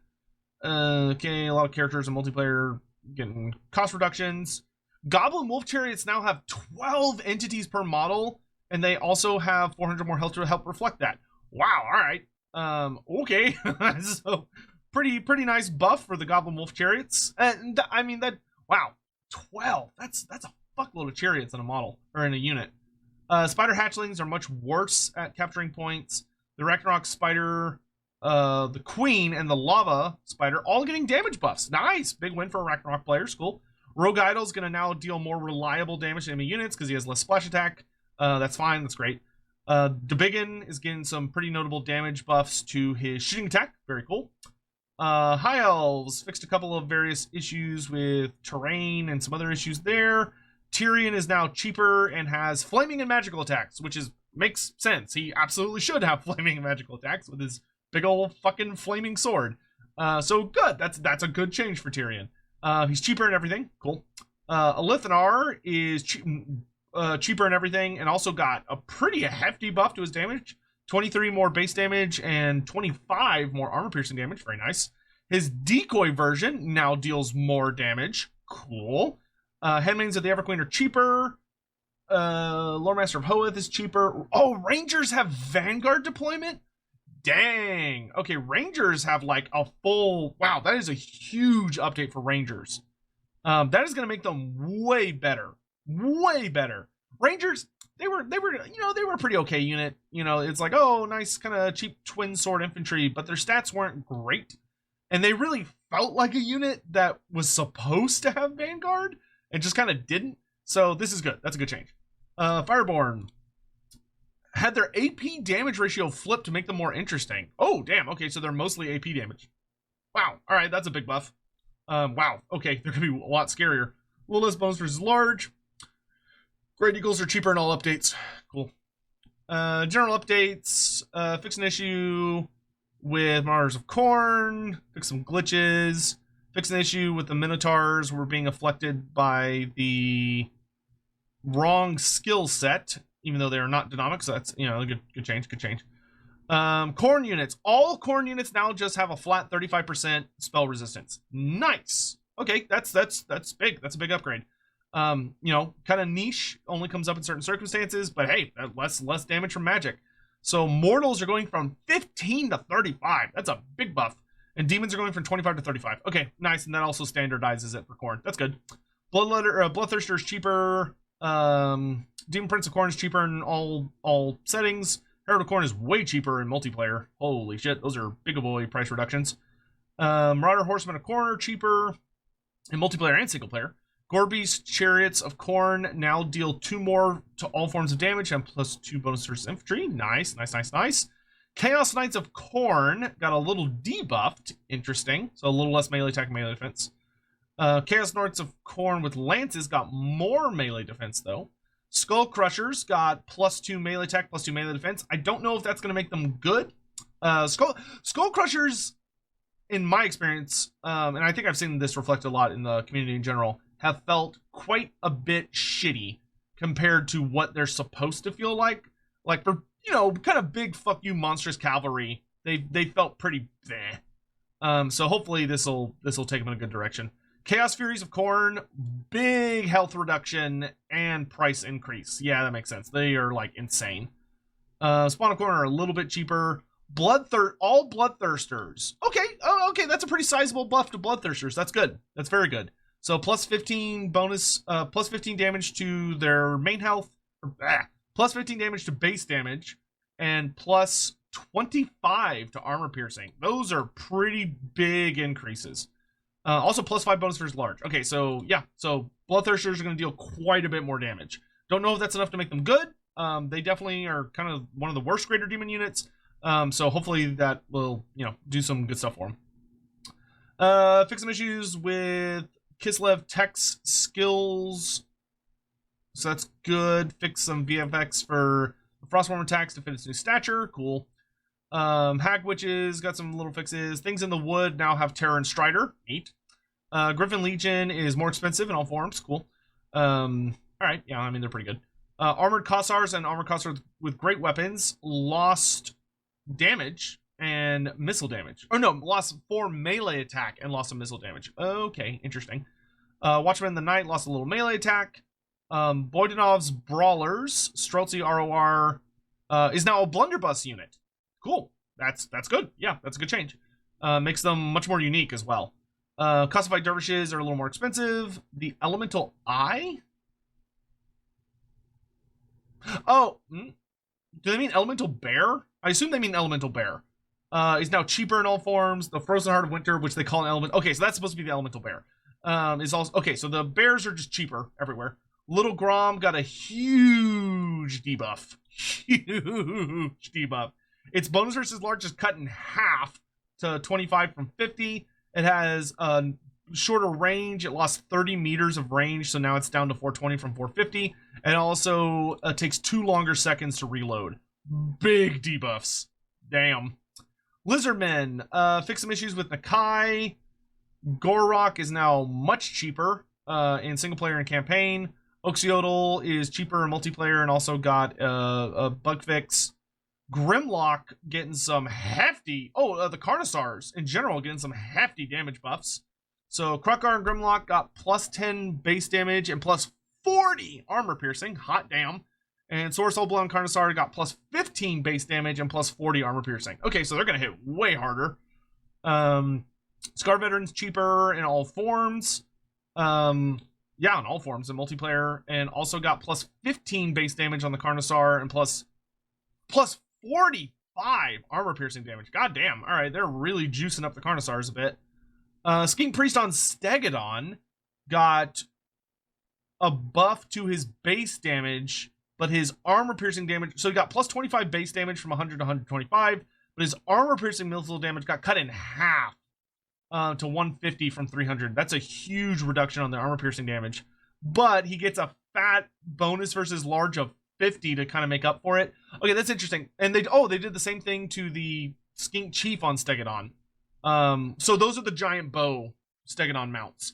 So okay, that's an interesting change. So they're definitely making it where they're significantly better against monsters, cavalry, and monstrous units, but are significantly less good against like infantry, especially heavily armored infantry. They're going to be far less efficient at dealing damage to those kinds of units. Skink Chief is cheaper in most forms. No, in all forms, actually. Skink Oracle, my boy, got plus 5 base damage and plus 30 armor piercing damage. Hot damn, cool. I'll take that. Cohort of Waddle is now more expensive in multiplayer and single player. All the Carnosaurs also got pretty big damage buffs. Nice. Same as the Scar Veteran, so plus 15 base, plus 45 AP. And then the basic bitch Troglodons also got plus damage. Nice, so plus 5 base and plus 30 armor piercing. The Quaddles, which I will hate for the rest of my life because CA did such a garbage design with the stupid beak. But luckily I have a mod that fixes that, so I don't have to worry about it. Plus 5 base damage, plus 30 armor piercing damage. Okay, so they're going to be... So, wow, okay, so pretty much all of the Lizardman monsters are getting some pretty hefty damage buffs. Oh yeah, okay, so we see the regular Stegodons are also getting the adjustments to their giant, their ballista weapons. Feral Dreadsaurians are now more expensive. However, they have 4 extra melee defense, 20 additional armor. The amount of attacks they splash is way less. Oh, they have collision attacks now. Ooh, okay. So so if this works the way it's supposed to work, the Dreadsaurians should deal significantly more damage to units. Because that means whenever he does a charge animation or he does any kind of attack animation, which his animations are like fucking massive and hit tons of people, he now will deal damage with those animations separate to his regular damage. So, you know, fingers crossed, the Dreadsaurian should be really fucking good now. And we see that all of them got that same buff. Norska. Okay, they fixed some various issues with Krokar's skill regarding Norska, fixed some issues with animations. Wolfric the Wanderer deals quite a bit more damage on his chariot form, plus 25 to both forms of damage. His War Mammoth has 10 more armor and less splash attack, so it's more reliable against units. Same thing for the Marauder Chieftain. Skinwolf Werekin is cheaper in all forms. Brutes of the Hound have minus 5. Ooh, minus 5 melee defense, knocking them down to 26, but their spell resistance got kicked up to 35% because they're a pseudo Khorne unit. Or actually, no, they are just a Khorne unit. Famir Warriors are cheaper in all multiplayer and single player and got plus 1 base damage and plus 9 armor piercing damage. Oh my lord, that is a big old fat AP buff. Famir Warriors, the great weapons, got a hefty cost reduction in all forms, or all campaigns, or formats, whatever. Plus 1 damage and then plus 4 AP. So yeah, big buffs for Famir. Nice. Feral Mammoths have plus 5 leadership up to 60. Nice. 15% missile resistance. Oh, that's on all mammoths. Ooh, okay, mammoths eating good. Okay, so 15% missile resistance on all mammoths. That's a pretty nice change for them. Plus 5 leadership to all mammoths. That's also really good. Makes them a lot more durable. Feral Mammoth is going from 30 armor to 50. That's great. Almost doubling the armor on the Feral Mammoth. The War Mammoths are getting plus 10 armor up to 80. Same thing for Soul Crusher.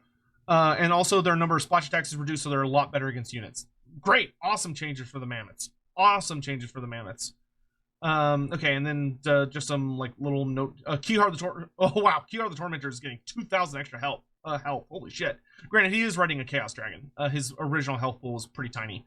Maherd got the same buffs as the Feral Manticore, or Feral Mammoth. Nurgle, oh my sweet lord. Text. Let's see. Fix the Chaos Lord of Nurgle, missing the Seal Sickness skill when playing as Warriors of Chaos. Cool. Adjust the difficulty of Tarmacon by fixing his bombardment ability. Good. Okay, so they made his bombardment way less OP, which is good, because it was stupid how strong it was. He also only gets to use it once per battle, regardless of his chieftain rank. That's also a good change. That ability was too much. It was way too much. Tarmacon's scaling ward save from the chieftain rank is now a physical resistance save. Okay, that makes Tarmacon a lot more reasonable, because he could get a insanely high ward save from his chieftain rank buff, on top of all of his other shit. So changing that to physical resistance, I think, is totally fine.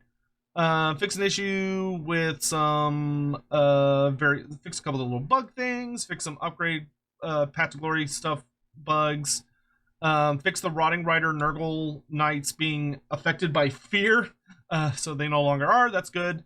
Fix an issue where people were able to unlock every skill with the Chaos Sorcerer of Nurgle of Death instead of just one. Oh, okay.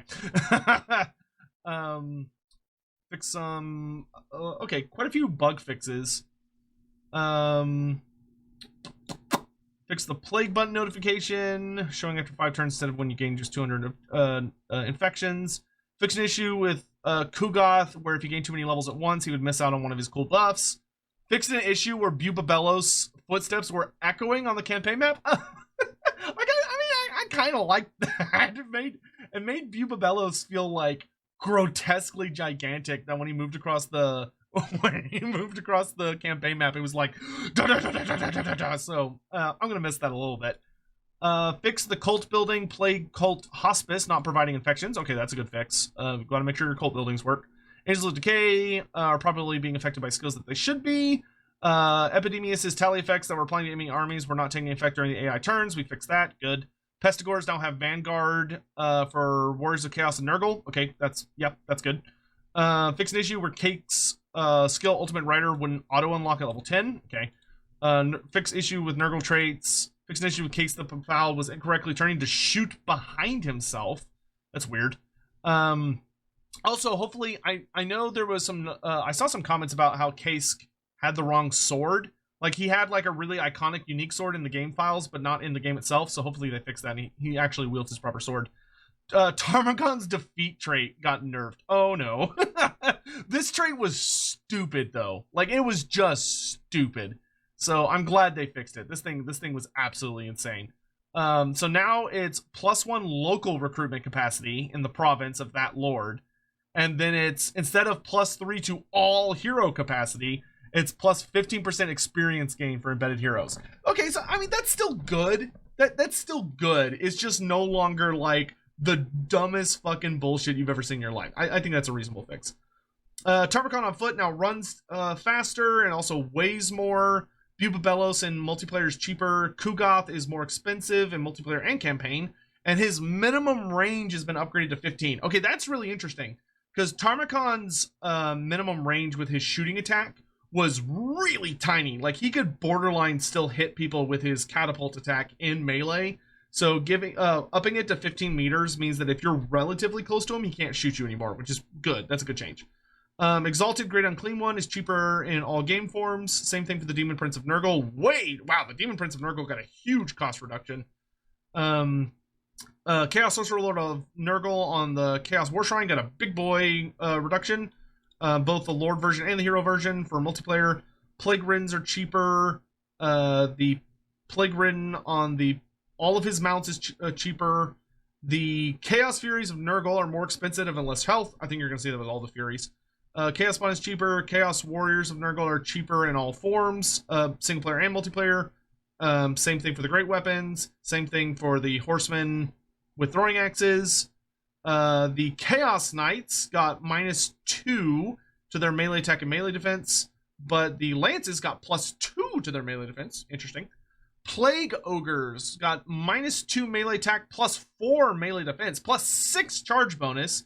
They walk a bit faster, they run much faster, but they have less mass. Okay, that's it. So overall, some pretty decent buffs for the Plague Ogres. Yeah, they're going to be more durable, and they're also much faster, which is quite nice. Plague Ogres, the great weapons, got +4 charge bonus, and also run notably faster, but they're not quite as heavy. Pox Riders of Nurgle, so those are the Toad Riders, got +5 extra bonus versus infantry, so they got a bit of a buff. The Soul Grinder of Nurgle, oh, Noxbringer. I'm so glad they fixed this. Noxbringer made me so upset when I played my Nurgle campaign, because I was like, oh yeah, finally, like a really fucking cool Regiment of Renown Soul Grinder, and then his special artillery attack sucked ass. Like, oh my god, he was so inaccurate. And his whole gimmick is that if he hits you, he reduces your ammo, but he never fucking hits anything. Like, he's terrible. Okay, so they have notably improved the spread on his weapon, so he's a lot less inaccurate. And I believe these are mostly repairs to make him a lot more reliable. And then the Chaos Giant ROR is also cheaper in all forms. Cool. Ogre Kingdoms. We previously disabled the ability for Ogre Infantry to get knocked down by heavier units, as the animation they had to do to get back up sucked. We fixed it in 5.1. Yay! Ogres can get knocked over again. Thank God. Obviously, we're going to see a lot more changes for Ogres going into the upcoming DLC, which will be 6.0. But that's a good change. That's a good change. I always found it really dumb that Ogres were like magically immune to falling over, no matter what hit them. Skaven, Quick Head Takers, cheaper in multiplayer, but more expensive in single player. Interesting. Though we did see it looked like all of his items got buffed quite a bit. Tretch Craventail's cheaper. Skaven Slaves are cheaper in all forms. Same thing for the Spears. Storm Vermin got +10 leadership. Nice! With the Swords and Shields. That's pretty good. That'll make them a lot more reliable. Plus, going from 60 to 70 is a pretty big increase. Storm Vermin with Halberds are now more expensive in all forms. However, they got +10 leadership up to 70, which is great. Melee attack is going up by +7 to 32. That's really good. +1 melee defense and +1 base damage and +3 armor piercing damage. So pretty notable buffs for all of the Storm Vermin. I don't know if that's going to be enough to make them great, but, you know, it's definitely a big step in the right direction. Gutter Runners are cheaper in all forms. Gutter Runners with Poison are cheaper in all forms, single player and multiplayer. Same thing for the Slingers and the Poison Slingers. Rattling Guns are cheaper in everything. Poison Wind Mortars are cheaper in multiplayer. Brood Horror is cheaper in multiplayer. The Hellpit Abomination, the Thing, Regiment of Renown get... Oh, interesting. Okay, they're getting a pretty big buff, actually. So -35 base damage, but they're getting +35 armor piercing damage. So overall buff, because they're just going to grind. They get more damage through armor now. +3 bonus versus large, which is nice. Oh, collision attacks on the Hellpit Abomination units. Great, that's really good. Also, less max entities hit by splash attacks, so they deal more damage to the people they do hit. Good. I think that's pretty solid. All Doomflare units now have 8 models instead of 4. Holy fuck, that's going to be a lot of Doomflares.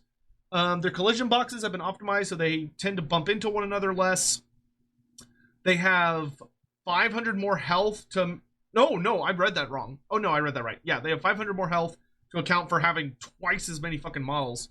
However, they have 10 less base damage, 10 less armor piercing damage, and they also don't deal splash attack really anymore. So instead of hitting like a bunch of people with splash attacks, they only hit like 1 people with their splash attacks. So that's great. Cool. So they just don't deal splash damage anymore. Okay, wow, that's going to make them substantially better against a lot of things. Okay, that's really good.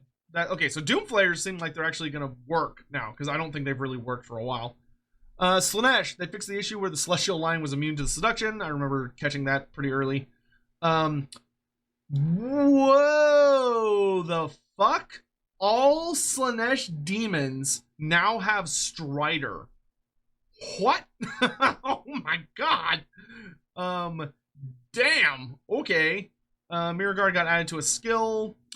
Good. Jesus Christ. So all the demons have Strider? Wow. Slanesh units are going to be fucking fast. And that also means that they can fight in any terrain without penalty. So they can fight in, like, the infantry units can fight in water, and the large units can fight in forest and not give a fuck. That is super good. That is insanely good.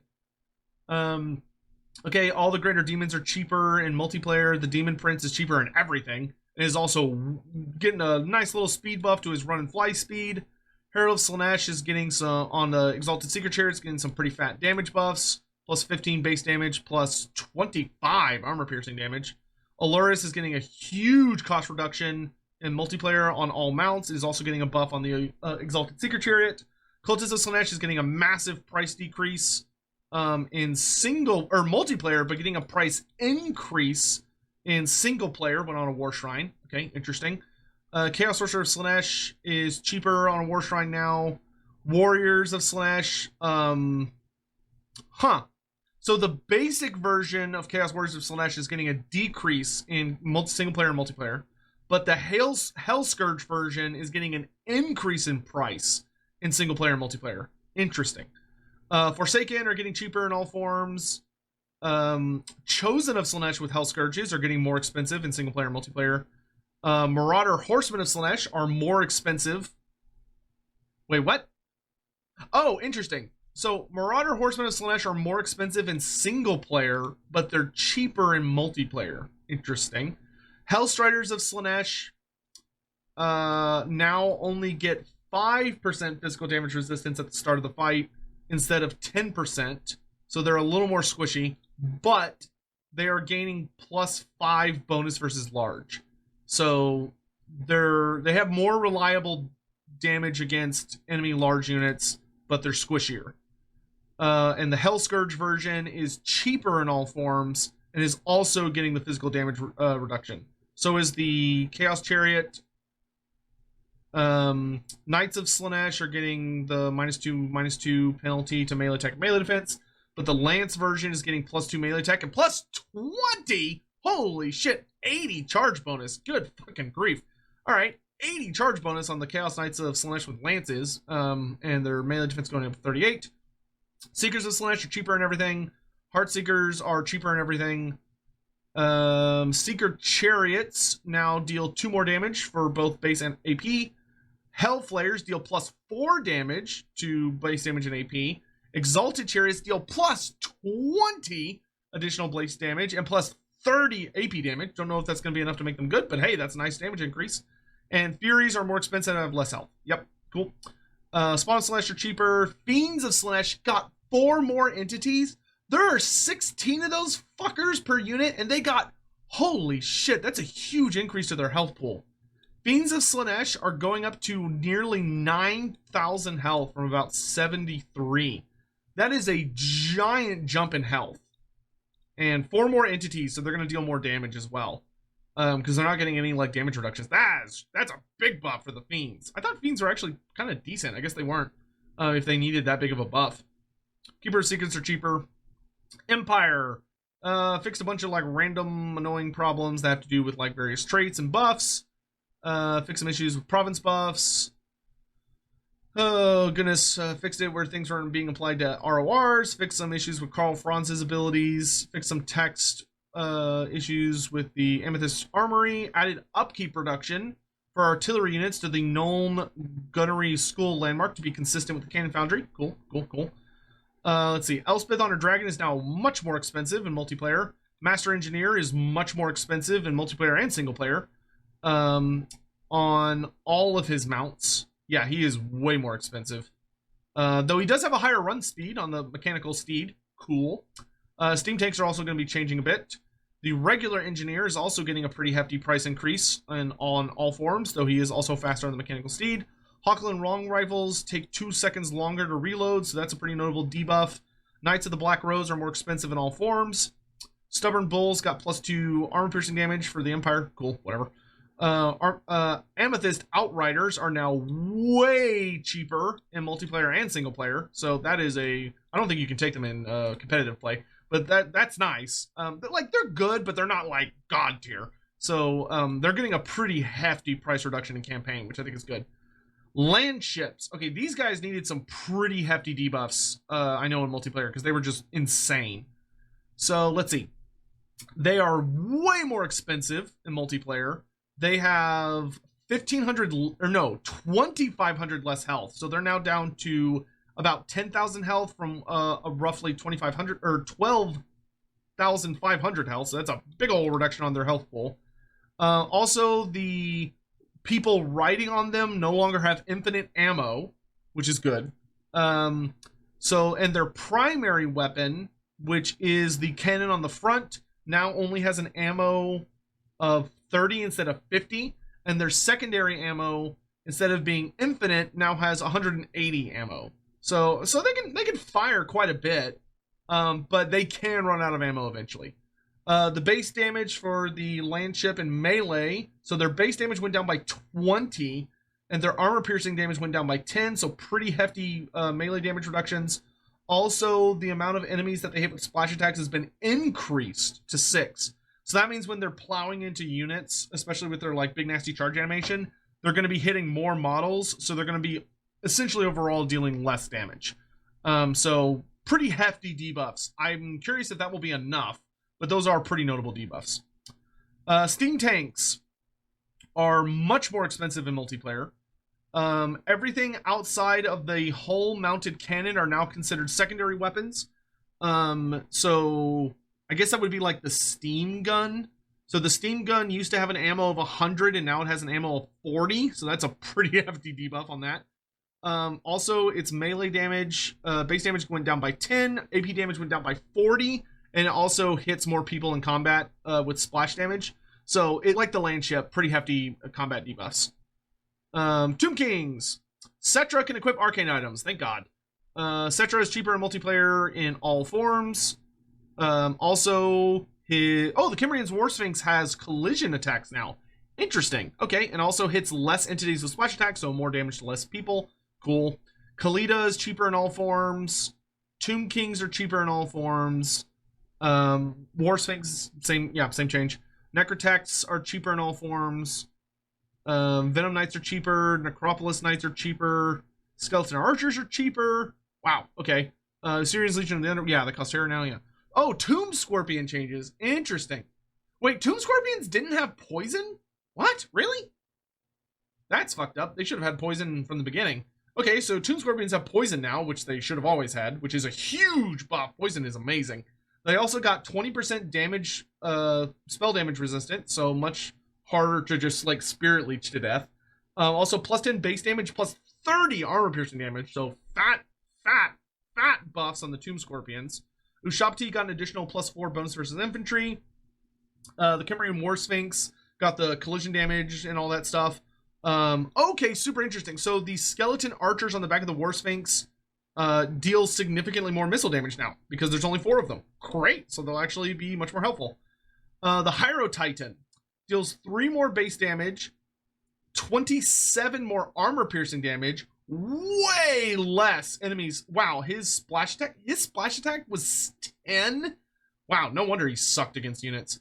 Okay, so now he only can max splash against 5, so he's going to be so much better. Spirit Conduit. So we saw this earlier, that the Spirit Conduit can affect a max of 1 unit.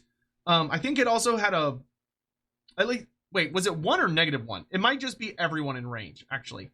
I'm going to be really curious to see if the Hyro Titan is like going to be good now. So he gives Spell Mastery of plus 20%. Not bad. Okay. So plus 20% spell mastery to all nearby characters or spellcasters. And he also, like we talked about earlier, he gets plus 1 use of Spirit Leech and Gems of Burning Gaze. So pretty nice buffs. And then the Necro Sphinx got plus 30 base damage, plus 60 armor piercing damage. But it has more splash attacks, so its attacks are more spread out. Which that actually makes really good sense for the Necro Sphinx because you're really supposed to be using it against large targets, like large entities being focused on single entities. So like if you're using it optimally, you don't really care about the splash attacks because it's going after 1 enemy. But that also provides more counter to your opponent because if they surround it with enemies, when it's fighting like an enemy unit, like the splash attacks can spread it around. So that's, that's interesting. It also has collision attacks though, so that's good. So it'll be better against units. Zinch. Let's see, fix some little animation issues. All Disc of Zinch mounts are slower. Interesting. Okay. So the fly speed for all Disc of Zinch mounts for characters has been reduced by 10 to 95 from 105, and their charge speed is much slower from 130 to 105. I think that's probably a reasonable change. It seemed like those characters were pretty annoyingly quick, so slowing them down a bit I think is fine. All units mounted on burning chariots have had their speed increased, however, so the chariot's a little faster. So, okay, so they brought it to like more of a middle ground. So the burning chariots now have a speed of 85. Kairos Fate Weaver is more expensive in multiplayer. The Demon Prince of Tzeentch is cheaper in everything. All of the War Shrine mounts are cheaper, unless it is the Cultist. The Cultist is 300 more expensive. Ooh, okay. Iridescent Horrors are much cheaper in multiplayer on every option. Chaos Warriors of Tzeentch and the Halberds of Tzeentch are a little bit cheaper in multiplayer and single player. Same thing for the Forsaken of Tzeentch. The Sour Guts are more expensive in single player and multiplayer. Exalted Pink Horrors are cheaper in both single player and multiplayer. That's nice. Blazing Squealers are also cheaper. Marauder Horsemen of Tzeentch are more expensive in single player and multiplayer. Oh no, sorry, just single player. Just single player. Chaos Knights of Tzeentch getting that same thing of the -2/-2, but the Lances got the same thing of +2 melee defense. Chaos Furies, same thing, more expensive, less health. Spawn of Tzeentch are a little cheaper. Flamers of Tzeentch deal more damage. Wait, no, their ammo went up. Oh, interesting. Okay, so the Flamers of Tzeentch, their primary ammo went from 90 to 110. So they have a bit more ammo in the old caster there. Soul Grinder of Tzeentch, I know this guy was grossly overperforming. So his penetration on missiles has been reduced a fair bit. So the amount of entities that can get hit with a single shot is now much lower. So yeah, so he won't be as grotesque. Vampire Coast. Fix a couple little bug things. Rotting Promethean. What? All Rotting Promethean and Leviathan mounts can now brace. Oh, I didn't realize they couldn't brace before. Okay, well that's a nice fix. They can all brace now, so they all actually get their charge defense attributes. That's going to make them way better. Rotting Promethean units and mounted Rotting Promethean characters now all have charge defense versus large. Hell yeah. That's a really good change. I like that. That's good. Luther Harken on Desric Terrorgeist. Plus 500 health, plus 3 melee attack, plus 5 melee defense, plus 10 base damage, plus 35 armor piercing damage, plus 25 bonus versus large. Hits goes from 7 splash attack to 6, but he also has a bigger knockback force multiplier. Okay, so just flat sexy buffs for Harken on the Deathstreak Terrorgeist. Noctilus on his Colossus, plus 4 melee attack, plus 22 base damage, plus 41 armor piercing damage. Max entities hit by splash going from 10 to 6. Knockback is going up to 1.5 from 1.25, and his missile damage is also getting increased by 2 base and 8 AP. So Noctilus just... Oh, okay, so all the characters that can take monstrous mounts are just getting, like, fat buffs. Just fat buffs. Celostra Deerfun is more expensive, though, in multiplayer. But, oh my god, she's getting 80 extra armor-piercing weapon damage. Damn. That is a lot of extra damage. Splash attack is going from 9 to 6. Her splash attack is going to be the highest at 1.75. She does... the Rotting Leviathan does collision attacks now? And has immune to flanking?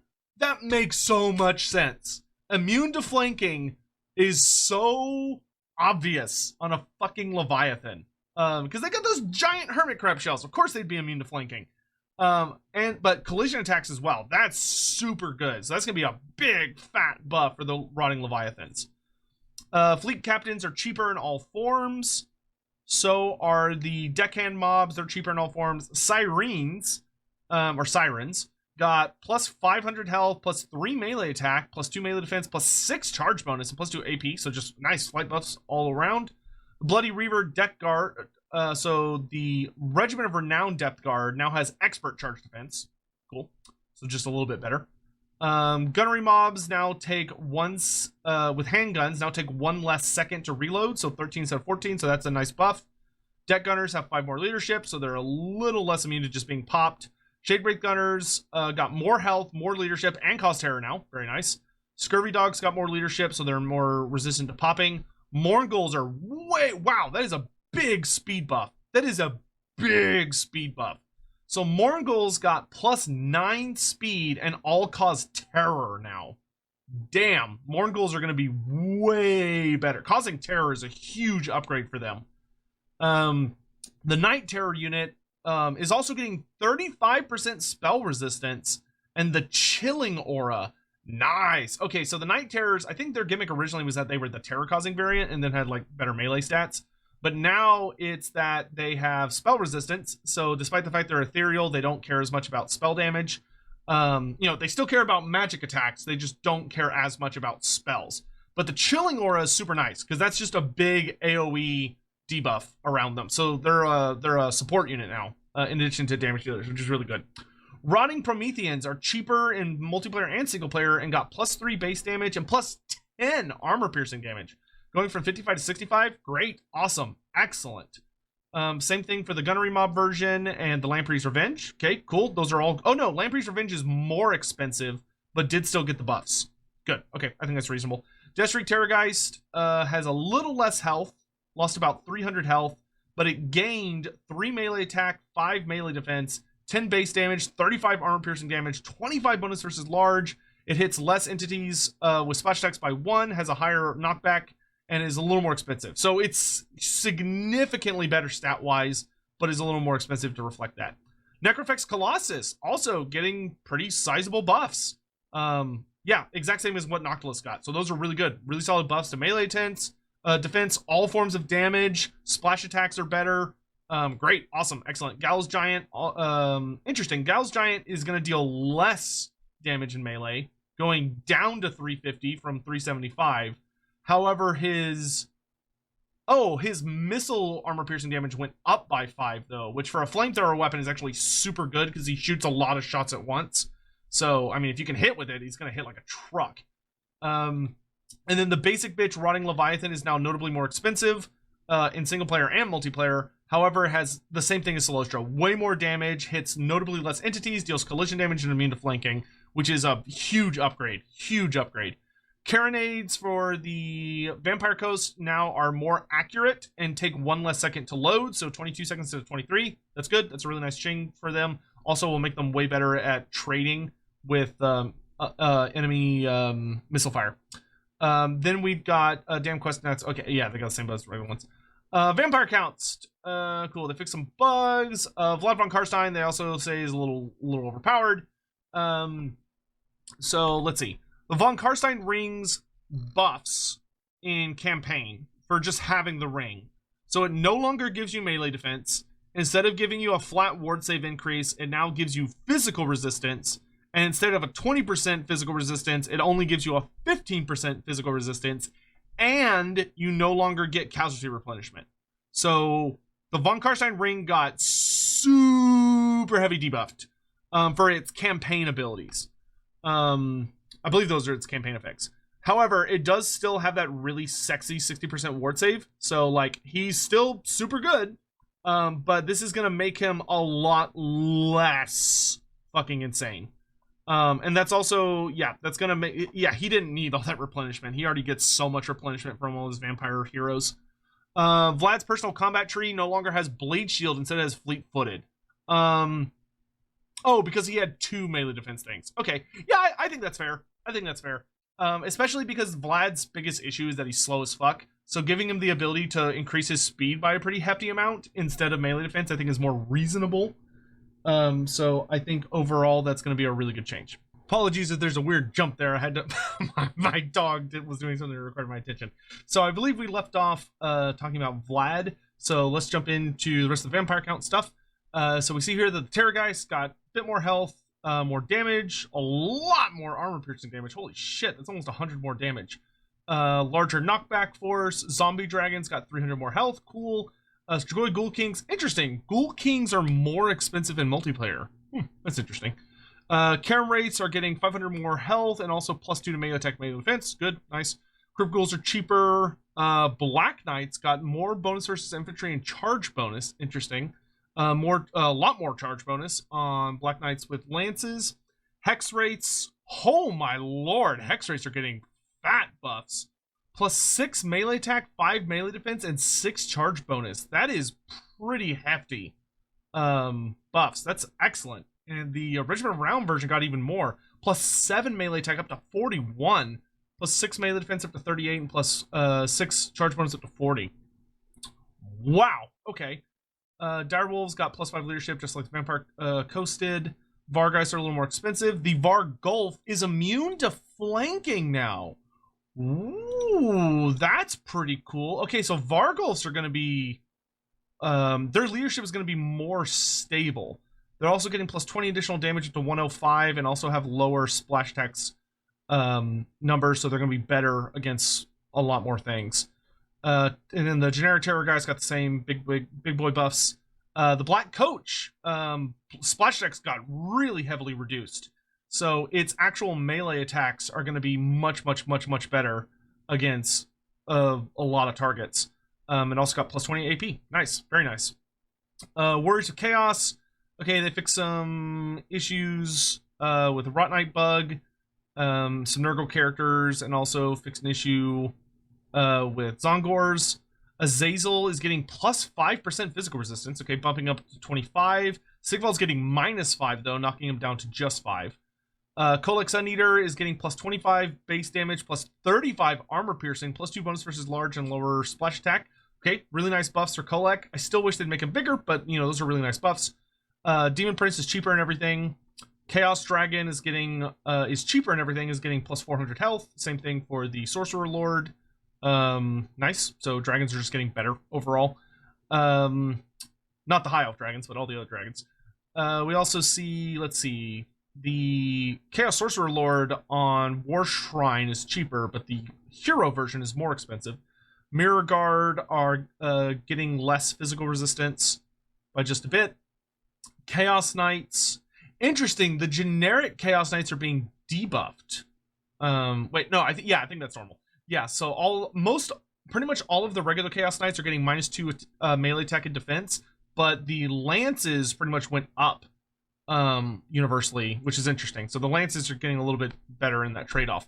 So plus 2 melee defense for the Chaos Knights and Lances. Gorby's Chariots, just like the ones for Khorne, are getting some damage buffs and bonus infantry buffs. The Swords of Chaos, plus 300 more health, minus 2 melee attack and melee defense, however, but they are gaining plus 4 base damage and plus 9. No, plus 11 armor piercing damage.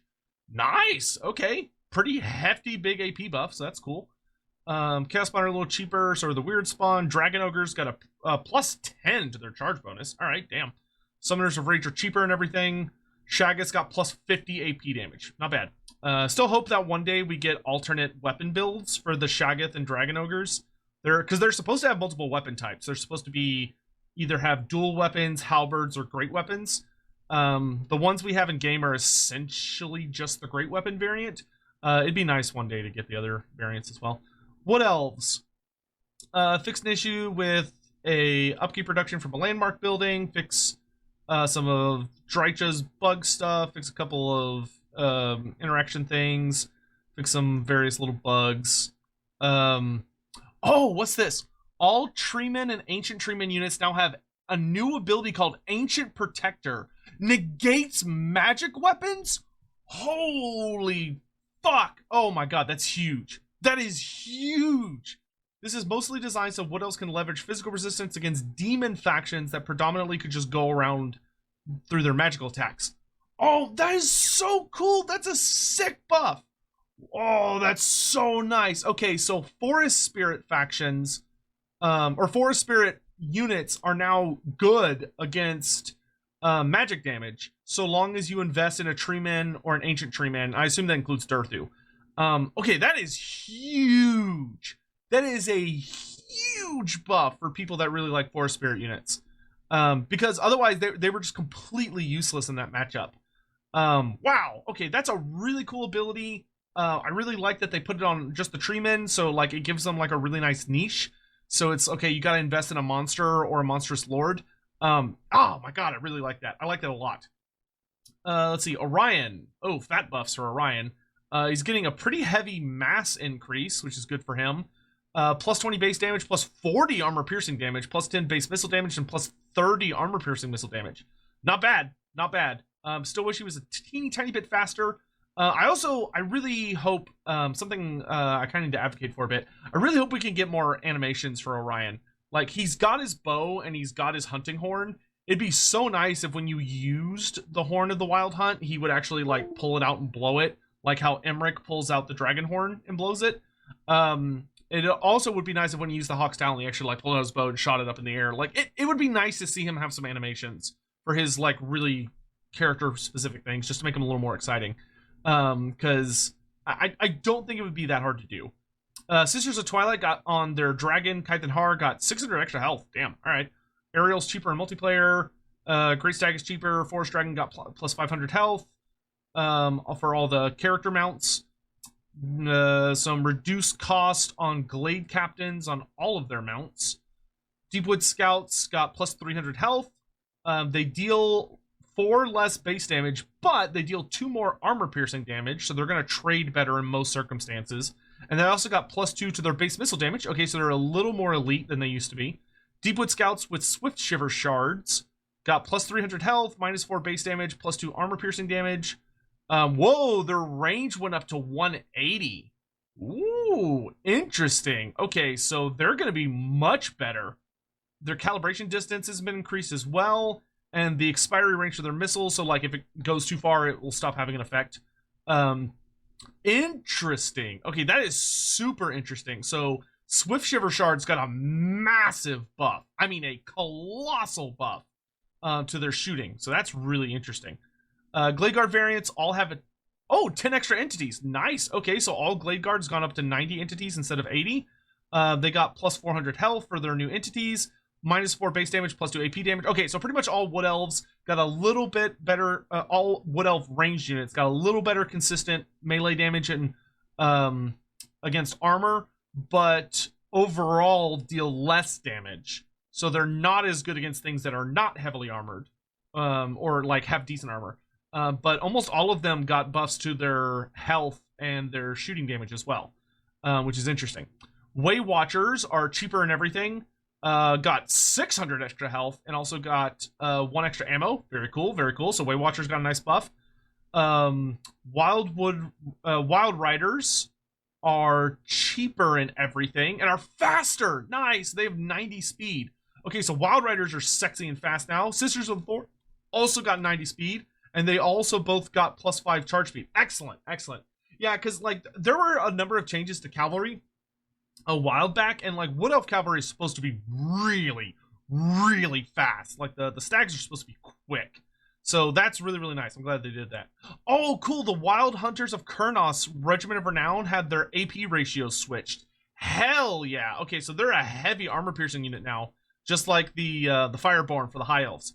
That's a good change. That's a really good change, especially because that makes the Lost Sylvan Knights, it just makes them feel more unique and specific, which is really nice. So they got plus 2 bonus versus large, which is super sexy. They now are mostly AP damage, and they're also faster. Great. Awesome change. Sylvan Knights are cheaper and everything and have 800 more health. Damn. All right. Okay, so Lost Sylvan Knights, which are the ethereal Great Stag Knights, are much tankier now. Hawk Riders are cheaper and everything. Same for Great Eagle. Zotes are cheaper and everything. And the Forest Dragon got plus 500 health. Excellent. Following the release tomorrow, look forward to us to returning to Wednesday for what's next. Whoa, whoa, whoa, hold the fuck on. They're like moving really fast. Holy shit. They're talking about the additions to Khorne, Ogre, and Greenskins on Wednesday? Oh, fuck. Okay, wow. So my timetable just got completely wrecked. Okay, well. Cool. Tuesday is going to be a long day, it sounds like. So, thank you all so much for watching. I'm going to try and have timestamps in on this. Hopefully I'll have time to do that. If not, I can add them later. But, yeah. Oh, wow. This was a really exciting patch. Definitely a very heavy multiplayer focus. Not a whole lot for campaign. There is a lot of changes, I think, that need to be made campaign for a lot of different factions. To fix various things. There are like legendary magic items that are missing from certain characters. There are certain skills and abilities missing from certain characters. We've got like settlements that have the wrong names. They need to change Karak Ungor to be Red Eye Mountain. I had to campaign forever to get them to do that in Warhammer 2, and then they fucked it up again in Warhammer 3. There's a lot of changes I'd like to see brought to the game, but I would say that the multiplayer community has definitely waited long enough. And there's also just an incredible amount of UI changes that are good for everybody, regardless of where you play. But please do let me know what y'all thought of all the patch notes and their changes down below. I was completely fucking caught off guard by the fact that apparently they're putting an announcement on Wednesday that is massive. And it has me like going, oh shit, panic button. So, because that, I had no fucking idea they were doing that. So, I gotta go make preparations. I appreciate you all for watching. I hope you have a lovely day, and I'll see you very soon. Take care.